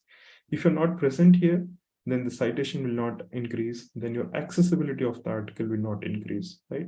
All of us want to share more of our research to world, right? And this is the starting point, okay? Link your institutional page, so your college page, or if you have a profile on the college website, maybe link that also. My suggestion to every university is to have a page for every faculty members. If they don't have, then I think that becomes a problem if you're creating a profile here, right? So it is good to have a bio there and link that bio page to the Google Scholar page. This way your page becomes very authentic. Yeah, and add all the publications. Everything that you have published, whether it is on the world's best journal or one's, the paid journals, whatever, put that information here. And the most important is keep your profile public. If you keep your profile private, then your profile is not accessible. Then Google will not search your profile and Google will not showcase your profile to the world. So you have to keep your profile public. And all of this information you can find in your settings page. Once you go to the profile page, you'll find all of this information there. Okay. And once you make it public, then what happens? You are actually available to the world. This is how a typical page of the researcher will look like. And there is a follow button here, right? On the top right side, if you see, there is a follow button. And other researchers who are also working in the same area, then start following you. And that is how you are creating your own community of researchers on the platform, right? So this is a great platform. The only thing is we don't know how to use it. Majority of us are not active. I see many of the pharmacy researchers, they have hundreds of articles published, but the page is not updated correctly. Yeah. So what are the advantages of this? Many advantages, of course. You can save articles to read later, and this way you can declutter your space, right? So you are saving your article on your Google account. You don't have to take printouts. You don't have to save the PDFs other places. Just save it there, and whenever you want, just go to that folder, open that, and read it. It's easy, right? And when you are available there, you are also citing other articles in different styles, and people are also able to use your research for citation. So that is the number advantage too, right? And when people are searching your articles and they're citing your articles, then you get this data. How many people have accessed your article, how many people have cited your article, where it is cited. And this gives you a lot of self-satisfaction. And this will also encourage you to do more, because whatever you are doing is being utilized. It is being used by people and they're finding it informative and useful, right? So those are some of the advantages of using Google Scholar as a platform. Now let's see a little bit about ResearchGate. Of course, I'm sure you know this. So you can register as a researcher, as a student or an academic professional. You can also register if you're from the government or corporate or an NGO, from medical side, or even if you're not a researcher, but just a journalist, or like people like me. I'm not a researcher, I'm just a medical writer, so I can create a profile there and search content and write content. And you have more than, I think, 30 million people currently on this platform, including all these Nobel laureates from different countries. Okay. And you can access more than 135 million publication pages. That's huge, right? One place you can access all of this. And you can stay updated and connect with researchers globally from different parts of the globe. You can connect with people. And this is how it looks like. So once your profile is activated, you can see this statistics, right? So last week, how many people have seen your profile and what kind of citations have happened. If you have connected with somebody, all of the details you can see. And this kind of helps you to improve your visibility to the world. And you see what is working for you and what is not working for you. If something is not working for you, then you take necessary remedial action to improve your presence there. All right. And how do you use this? Very easy, right? So just go to this website and, select what type of researcher you are, and then enter your name, institution, email ID, and choose a password. Always choose a password with a combination of name, numbers, and all of that. If you're using Chrome, then Google also gives an option to create an automated password system. And it will save your password in your account, a Gmail account. So you can use that also instead of depending on third-party websites for creating passwords.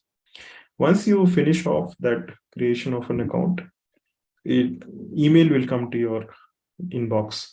Sometimes this email goes to your spam folder.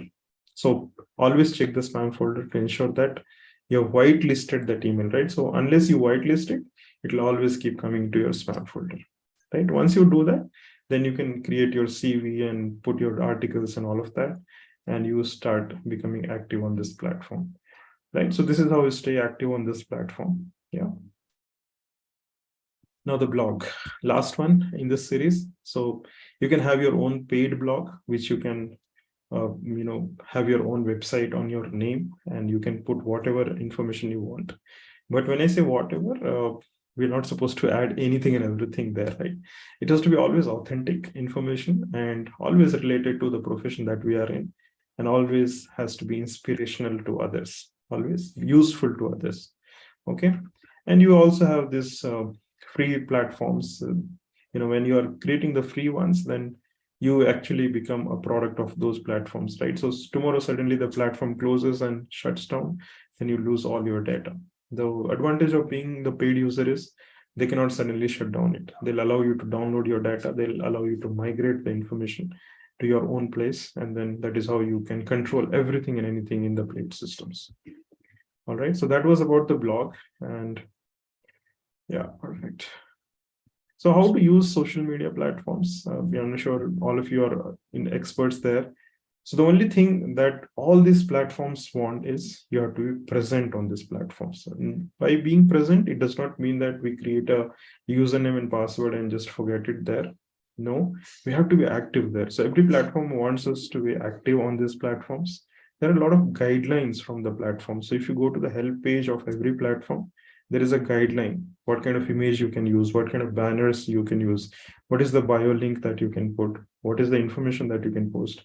Always follow the guidelines. It's very, very important for us to follow the guidelines. We normally ignore these points here, and that is when the problem happens, right? So we have to follow the guidelines. Use a professional photograph, right? You want to be present there. You want to showcase yourself there. And majority of the profiles with no photo or maybe with a selfie photo does not look professional, right? So have a smiling face and a smiling photo. We don't have to look great there. It's perfectly fine. Whatever we are, however we are is fine. But we should be smiling and maybe take the photo in a plain background and not just a selfie, right? And then describe why you and your work matters, right? So if you're a researcher, then we have to say why me, right? So there are millions of people out there, why my work matters and why me or my work matters, right? So that description has to be very clear, and that is what distinguishes us from the rest of the crowd of the researchers out there, right? And always share and showcase your work. So we do a lot of work here. We do a lot of work in the labs. We create a lot of ideas. We generate a lot of ideas, but unless we share that work, it's of no use, right? So maybe if it is only published in our thesis and it is just kept in the library, then what is the point? That work has to go out, and then people should know it, right? So should we share that work and share with people in the community? And you can conduct live surveys related to your research. So all these social media platforms like LinkedIn, Twitter, and Instagram, and Facebook, and there are 133 plus 30 plus different platforms. You can conduct a lot of live surveys and get the real data from people, what they expect and what they feel. So yesterday we sent out this Google form and all of you filled that form, right? So in just one day time, we got so much of insights that what the audience is all about, right? So similarly, based on your research area, you can keep conducting a lot of live surveys to understand your audience and understand how progressively your research is going towards, which side your research is going on, right? And collaborate and excel. So if you find somebody else is doing that research in the similar lines or similar type, collaborate with him or her, and then, take the research area or science to the next level. That's very important. All right. So that is how to use social media and how not to use social media. That is also important, right? So before we know how to not to use social media, I suggest all of you, to watch this movie called Social Dilemma. How many of you watched this movie? Type me in the chat box if you watch this movie, Social Dilemma. No idea? Type DNK if no idea, or if you have not. Okay. If you've not watched, then I'm sure this is available in public domain now. It was originally a Netflix documentary that they did. And all those people who left LinkedIn, Instagram, Facebook, the big people, all the original contributors of the platforms, they found that something is not wrong with the platform. So let's say the head of technical for Facebook, the head of technical for Instagram, the head of technical of Google, they felt that something was not good in the system, something they were not doing good justice to the people. And those people left, and then they participated in this documentary, and they shared how these platforms were being misused, right? So when you watch this social dilemma, when I watched for the first time, I didn't understand anything. Then I watched it twice and then thrice. And third time, I was able to understand and connect every point. Okay. So I suggest you also watch it. And when you watch it, it'll give you a lot of ideas as to how we should not be using the social media platforms. Okay, so I told you how to use the platforms, but if you watch this movie, it will get an idea as to how not to use the platforms. And this is very important, specifically for our science pharmacy students and professionals, because we don't know how to use the platforms in the right way. I've been interacting with maybe a few thousands of pharmacy professionals I've interacted during the last few years. And it's very sad to know that we don't want to learn. It's important that, when the technology is moving so fast, we are supposed to learn this technology, and we are supposed to know how to use these platforms to the best of our knowledge and skills, right? And it is important to learn. There is no harm in learning something we don't know. Right? There is no ego that is coming in there. So please watch this movie at your free time, whenever you are comfortable, and try to make a note of few points that you take from this movie, from this documentary. I'm sure it will do a lot of mindset shift of yours. It did a lot for me, of course. Mindset shift happens, and then definitely helps you to use platforms judiciously, okay, and in a very right way. So please do watch this if you have not watched. It is available in the public domain nowadays. So you guys know much better as to how to access information. So please use them, and do watch it. It will be definitely useful one for you. Never ever share any personal information in the public domain. Okay, so if you are a researcher, if you are using the organization's email ID, please use that, and never just start putting your phone number and email IDs everywhere, because our phone numbers and our email IDs, our Aadhaar cards are all connected, right? And the moment somebody gets a hold of this, then retrieving rest of the information is very easy. How many of you know that there is something called as virtual Aadhaar card? Type me if you know it. If you don't know it, then type DNK. I'll tell you how create one. You know it? Okay, you don't know it? Okay, so all of you who know it, it's perfectly fine. Great that you know it. If you don't know it, then you can go to Aadhaar's website, and you can put your mobile number, get a OTP, and you can create a virtual ID, virtual Aadhaar. Okay, so it will generate a virtual ID, which you can use in place of giving your original Aadhaar number. Okay, don't give Aadhaar number for everything and everywhere. Wherever they ask for Aadhaar number, you can give this virtual ID. And this is like a masked ID, where it will not show all the information to the public domain. Okay, it is only the ID which is going there. So you can generate one of these, and try to avoid sharing, whenever something is needed, sharing the Aadhaar number and sharing everything there. Okay, try to share the virtual ID. Don't share PAN card details. Don't share the email ID which is linked to the Aadhaar card, and the phone number which is linked to the Aadhaar number. Maybe you can have a separate number. I'm sure most of you are having double 2, 3 numbers also, many of us. So use one number for like an official purpose, one number for the personal purpose, and use that one number in the public domain. Don't use the personal number anywhere, right? Because there are a lot of scammers on these social media platforms, and they're just looking for this vulnerable people who share this kind of information, right? So it becomes a very wrong things to do.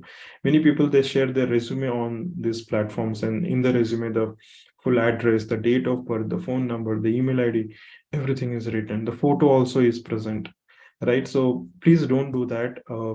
This is a wrong way of using these social media platforms. If you're connecting with somebody, share that resume to one person, and never put your phone number, never put your photo, the full address on resume. No employers need that information. right? So I have done some videos on this, so you can watch them later on at your convenience and learn from them. Use only the information that an employer is asking, not everything that you want to share. Okay.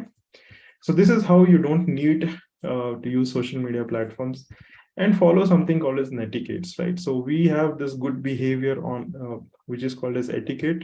So similarly for online or internet, we have something called as netiquettes. So we should always follow those netiquettes or good behaviors online. And this way we can make this world a safer place for each one of us, right? We just don't want to play safe and harm others. So we should create this environment, a safe one for each one of us. So that's important. And this is how you're not supposed to use social media platforms.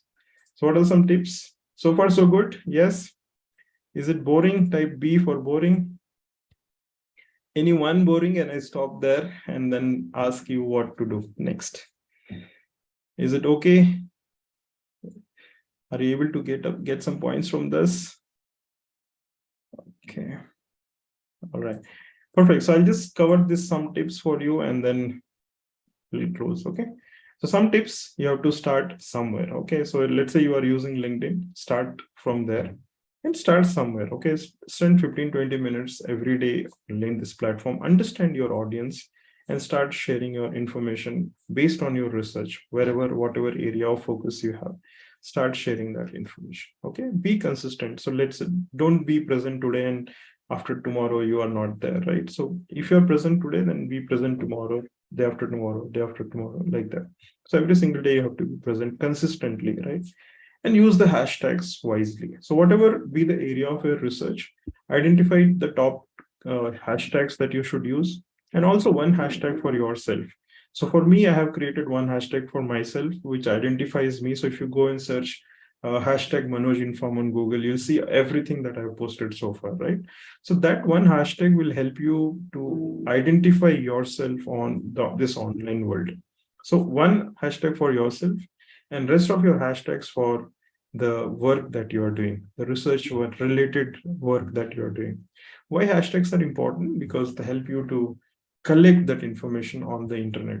Okay, they help people to reach to that information, to search that information online on internet. And hashtags are right now universal. So if you search hashtag on Google, so it will connect to all the different platforms you have. And if you're searching one hashtag on LinkedIn, then you can search all the information on LinkedIn and Instagram and Facebook and Twitter and all the different places.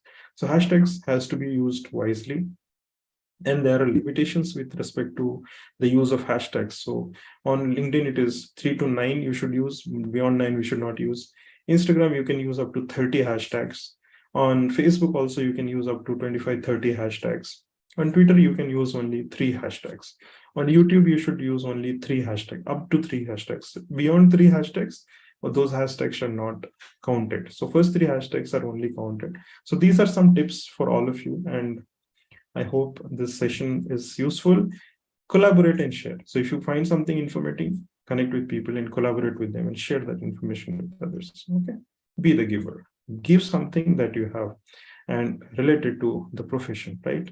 So share that knowledge, that kindness, and that will help all of us to stay safe and effective on LinkedIn. So if some of you are not on LinkedIn or you want to learn more about LinkedIn, then you can join me at 2 o'clock today.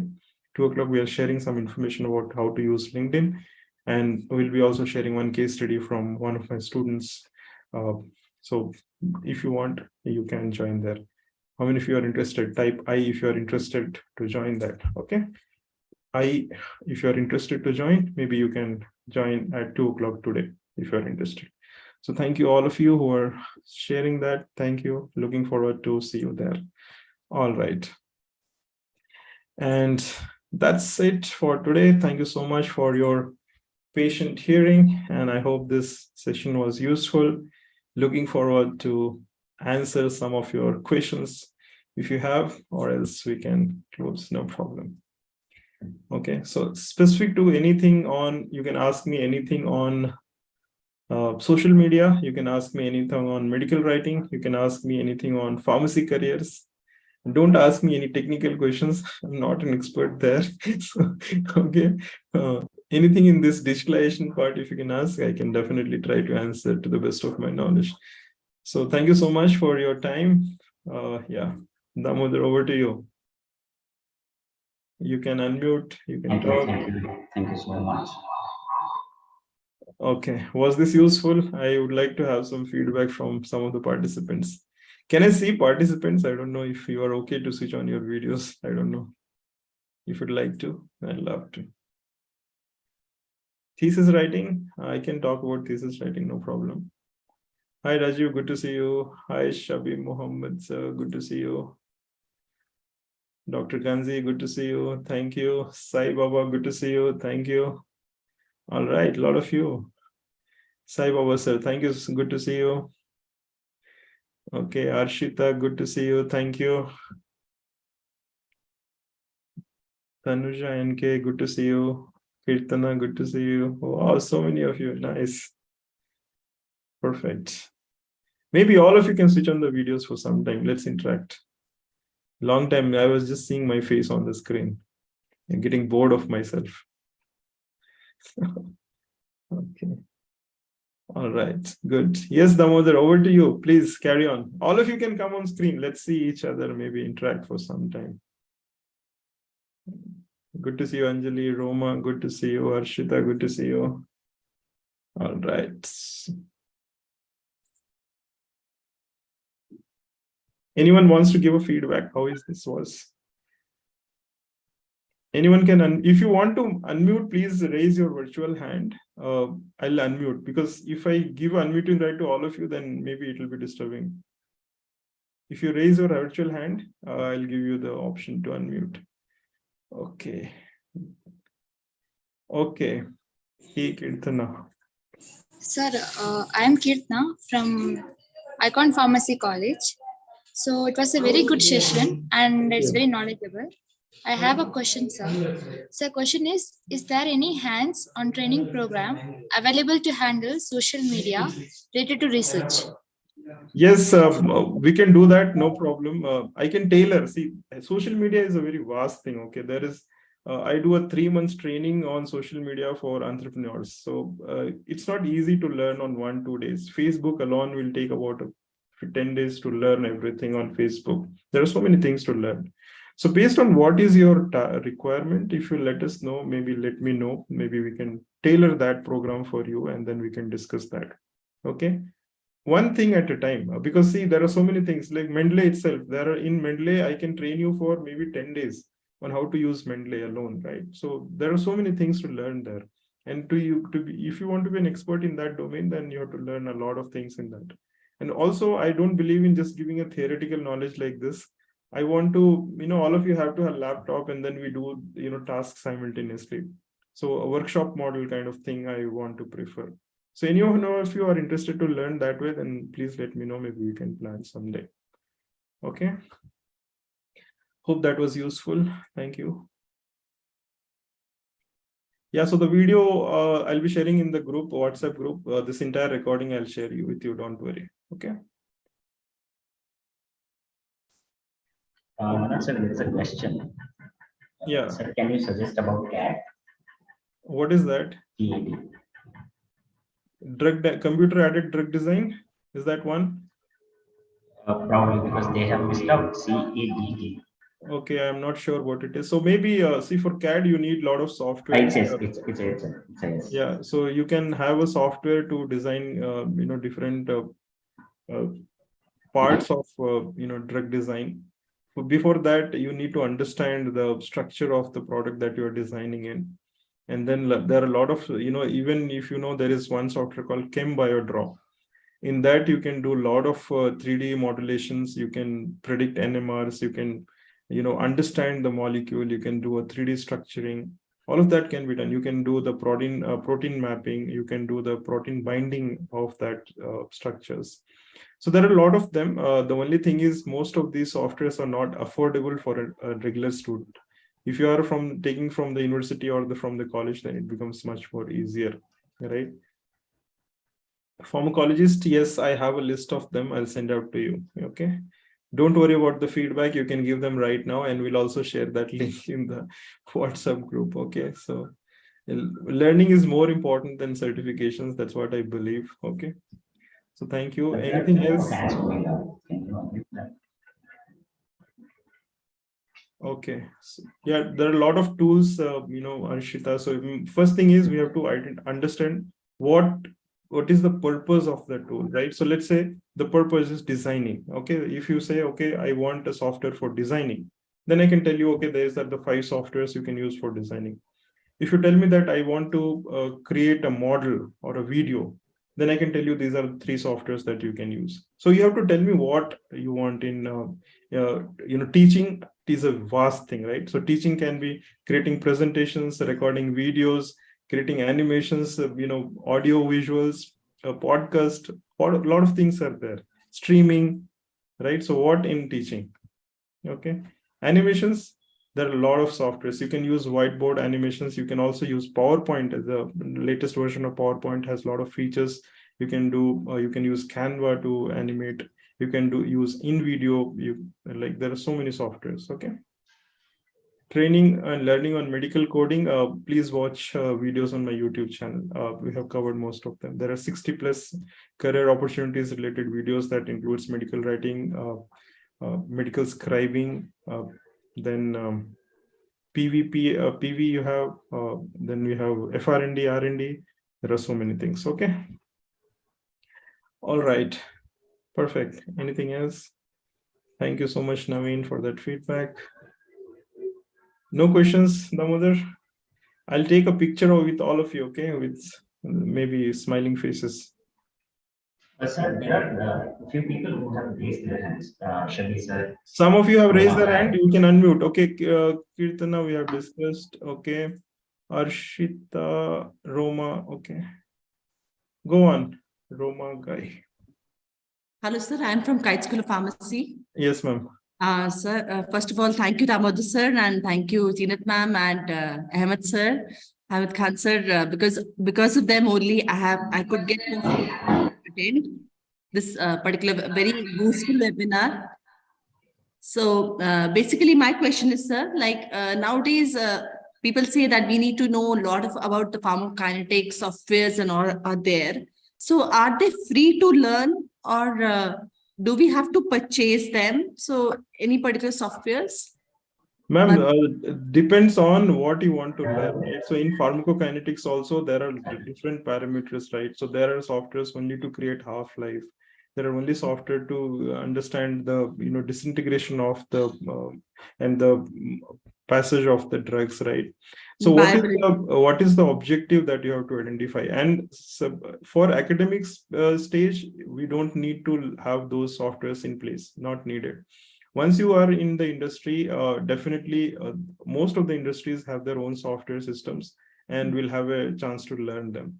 For the students, my suggestion is to focus only on the basics right now, because what we have seen, I've been in the industry for 15 plus years, and very, very sad to say that whenever we get students, with very good marks also, we don't get the students be able to tell the very basics. Okay, they fail to answer the basic questions. And recently we also had a test done with IQVIA for pharmacovigilance professionals. And more than 70% of them, they were not able to answer the basic questions in the aptitude test. Okay, so this is the situation. So let's say if I know all the software and if I'm not able to clear the basic aptitude test, I'll not be able to go to the next stage. Okay, so the first and foremost for the student is to get hold of all the basics relevant to the subject. That is very important. And a final year student, for example, he or she must know that what is the career path he or she is going. So when I ask this question to the students that, okay, fine, you are in final year, what job you want to get in? So the general answer is, I'll go into pharmacovigilance, I'll go to medical writing, or I'll go to RA. So I said, okay, fine, why you want to get in there? So then there is no answer. So a majority of my batchmates are there, majority of my seniors are there, and they're making good money, and that's the reason I want to go. But then we don't understand that, see, what works for me may not work for you. What works for you may not work for me, right? And this is what happens when, let's say you got into pharmacovigilance. I also get into pharmacovigilance, but pharmacovigilance is not something which is made for me. my skills, my learnings, my knowledge does not hold good for pharmacovigilance, then I'll be a failure there, right? And I'll realize this only after 6-7 months spending in the company. I'll not be able to deliver projects. And then it'll be frustrating for me. And then I'll start cursing every pharmacy professional and the pharmacy as a whole. And then what happens, I'll start shifting from there to another field. And this continues. I have seen people in just less than 3 years, they have shifted 6-7 positions. Now imagine, if the HR has to hire this guy, he'll have to, have a very solid reason why he is going to hire this person, right? Because there are SOPs in place for the hiring managers. They also have to justify why they are hiring this person. A person who has not stayed in the company for more than 6-7 months, what is the guarantee this person will stay in this company for a longer period, right? There is no satisfaction. And one person, just 4 days back, I think I got a CV. This person is interested in medical writing, pharmacovigilance, RA, and PV, all the 4. Then I was like, okay, fine. Okay, tell me what is one interest area. Okay, then this guy tells me, okay, anything that gives you more salary. Now, for getting more salary, I have to show my caliber, right? I won't get a salary just like that. Companies won't pay me salary just like that, right? So that is very important for us. I think we should, have some kind of training module for our students on SWOT analysis and how we can do our self-SWOT analysis to understand what is our strength, and based on my strength, what is it that I can map for my career path. And this is something I do something called as 5 o'clock learning club. And right now some students are learning with me. I teach all these basics there. So if any one of you are interested, maybe please join that. So this happens from 5 o'clock in the morning to 6 o'clock in the morning every day, Monday to Saturday. Okay. So thank you, ma'am. I hope that was useful. Don't focus on the softwares at this point of time, and don't just download something from internet and try. Because internet is full of all the junk things right now, and a lot of problems are happening because of those softwares. So it's better not to learn those softwares than land up in some problem. Okay. So thank you. Mohammed Shabi sir. Okay. Yes, sir. Good morning, sir. Good morning, sir. I'm Dr. Shabi, working as a professor, head of the Department of Pharmacology in Icon Pharmacy College. Excellent. I'd like to thank you so much, sir, for a wonderful session. Actually, I would like to thank Pharma as well, Department of Pharmacology. Dr. Anbu, Mr. Taumadran has done a wonderful job, actually. My question is, sir, actually, is there the people are nowadays the people are doing a lot of research, especially for in my field is animal research related things. Is there any social media, especially for this the journals, visualized experimental journals? Would you recommend any journals related to visualized experiments? Because now some of the experiments for the observation purpose, we are monitoring and shooting. One of my research publication also related to the, sexual behavior related things. We can't directly observe the sexual behavior of the rats, animals, and we can fix the camera, and this type of thing will be established or the published by using the journal of visualized experiments. So if you have any websites, suggesting that visualize things, it would be helpful for upcoming researchers and those who are doing MPharm pharmacology related experiments. It would be definitely better. Thank you so much for asking that, sir. Actually, I don't have much idea about this part, but then I know some of my friends who have done a lot of work in animal experiments and preclinical research. So what I'll do is I'll connect you with one of these person. I know him. His name is Dr. Ravindra. He's the owner. He is the founder of InVio Biosciences. He does a lot of preclinical research. So maybe you please WhatsApp me later on and I'll share his details with you. And he can help you out with all the queries relevant to preclinical research and your questions relevant to mapping. And I think they use something called as heat mapping techniques these days. So that is something that you could try. They use infrared, options for understanding the heats generated from the body, and based on that, they do a lot of simulations. I'll check with him and I'll share these details. Please do discuss with him, and definitely he'll help you out. But as far as the softwares are concerned, or the resources are concerned, you could either go to academia.edu or researchgate.net, and then maybe connect with some of the fellow researchers from different parts of the world and see what they are doing. And if they're using any kind of specialized systems or tools, maybe you could also invite them as a webinar speaker with you, and then share their knowledge. I think that is one of the best things that we could do.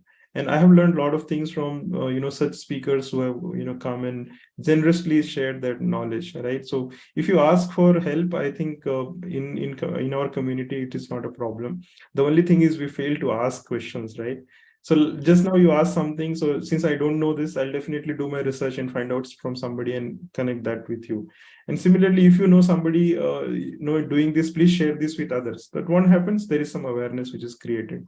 Okay, so thank you so much for asking. I'll connect Dr. Ravindra with you. Please do discuss with him, and he'll definitely help you out with that. Okay, so thank you. All right. Okay, perfect. So no other questions. Thank you, everyone. I hope there is another question. Yes, Damodar, I can hear you. Could you please share your email ID? Yes, my email ID, I can just put in the chat box for all of you. hello@Manoj Kumar. That's my email ID. And if you want to search me online, you can use this hashtag on Google or any platform. If you use this hashtag, you'll be able to search me, find me on all the platforms. I use YouTube, LinkedIn, Instagram, and Facebook. LinkedIn, yes, I'm very active. So please do connect there. You can connect with me on LinkedIn. Yes. This hashtag will help you to find me anywhere. Thank you so much. Perfect. Thank you. We are proceeding towards the end. I would like to request Dr. J. Albu, Professor in the Department of Pharmacology, to propose vote of thanks. Perfect. Thank you.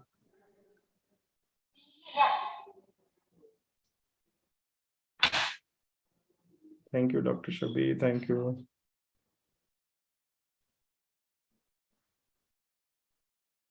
Sir, you are on mute.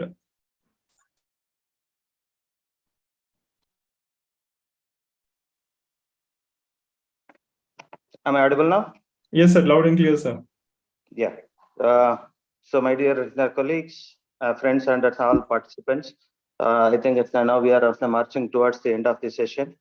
And it's my honor and a privilege to conclude this session with a vote of thanks. First of all, I would like to thank my management for allowing us for conducting this kind of webinar. And I'm very much thankful to my Honorable Vice Chancellor and Pro Vice Chancellors for their continuous encouragement and support in conducting this kind of webinar frequently.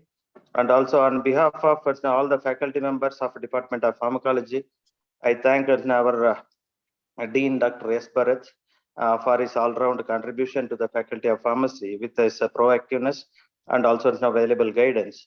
And we are really fortunate, sir, to have you as a speaker today. Really, it was a very, very informative session. And I think I would like to summarize some of your points that you have discussed with all our participants. You have started with some SWOT analysis. Most of them are now aware of this SWOT analysis. And you have mentioned something about the timeline. Without mentioning the timeline, fixing the timeline, we cannot complete the process on time.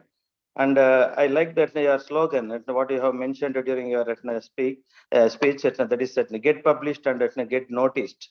And how can I do this? That is the question to the brain.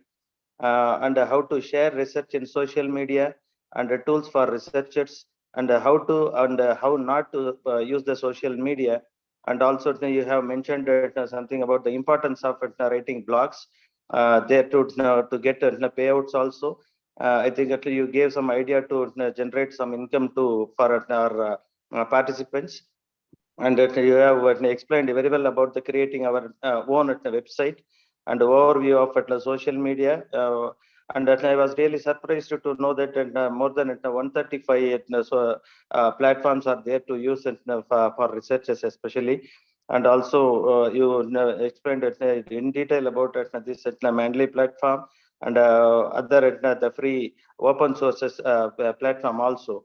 So I would like to convey my sincere thanks to Mr. Damodar Nayak, Assistant Professor, Department of Pharmacology, for identifying you as a speaker for today's session.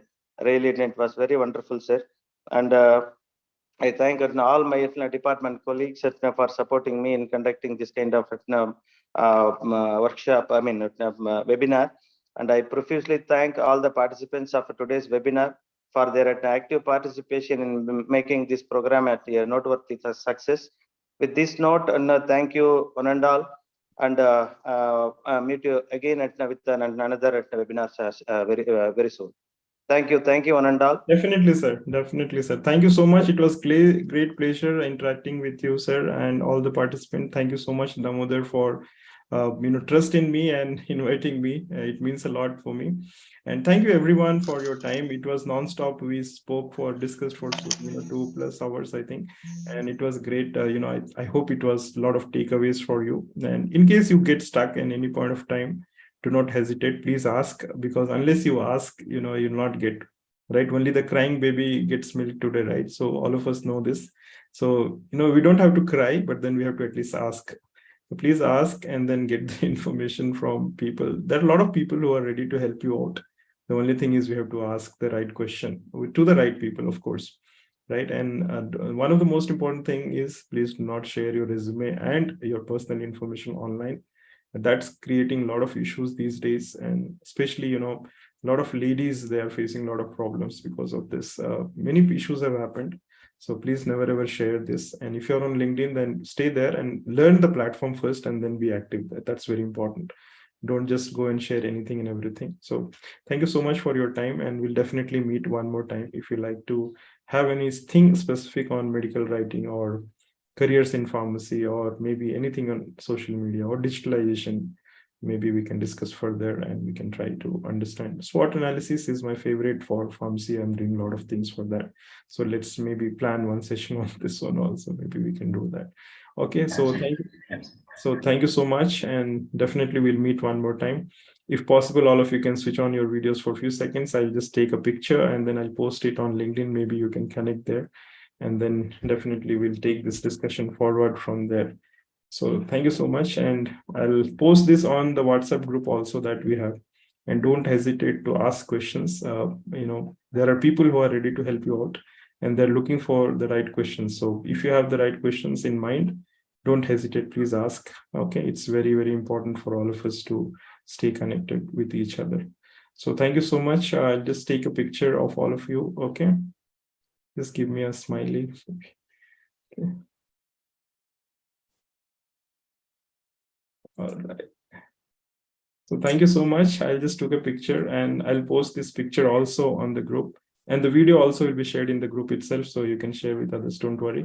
So thank you so much, Damodar, Department of Pharmacology, and the entire team which helped this entire session go on smoothly, and all the participants who stayed till the end. And Dr. Anbu sir, thank you. Mohammed Shafi sir, thank you so much. Dr. Gandhi, thank you so much for your time. It was great interacting with all of you. We'll meet so very soon again. Thank you so much. Take care. Thank you. Thank you. Thank you. Thank you. Thank you so much. Thank you. Thank you.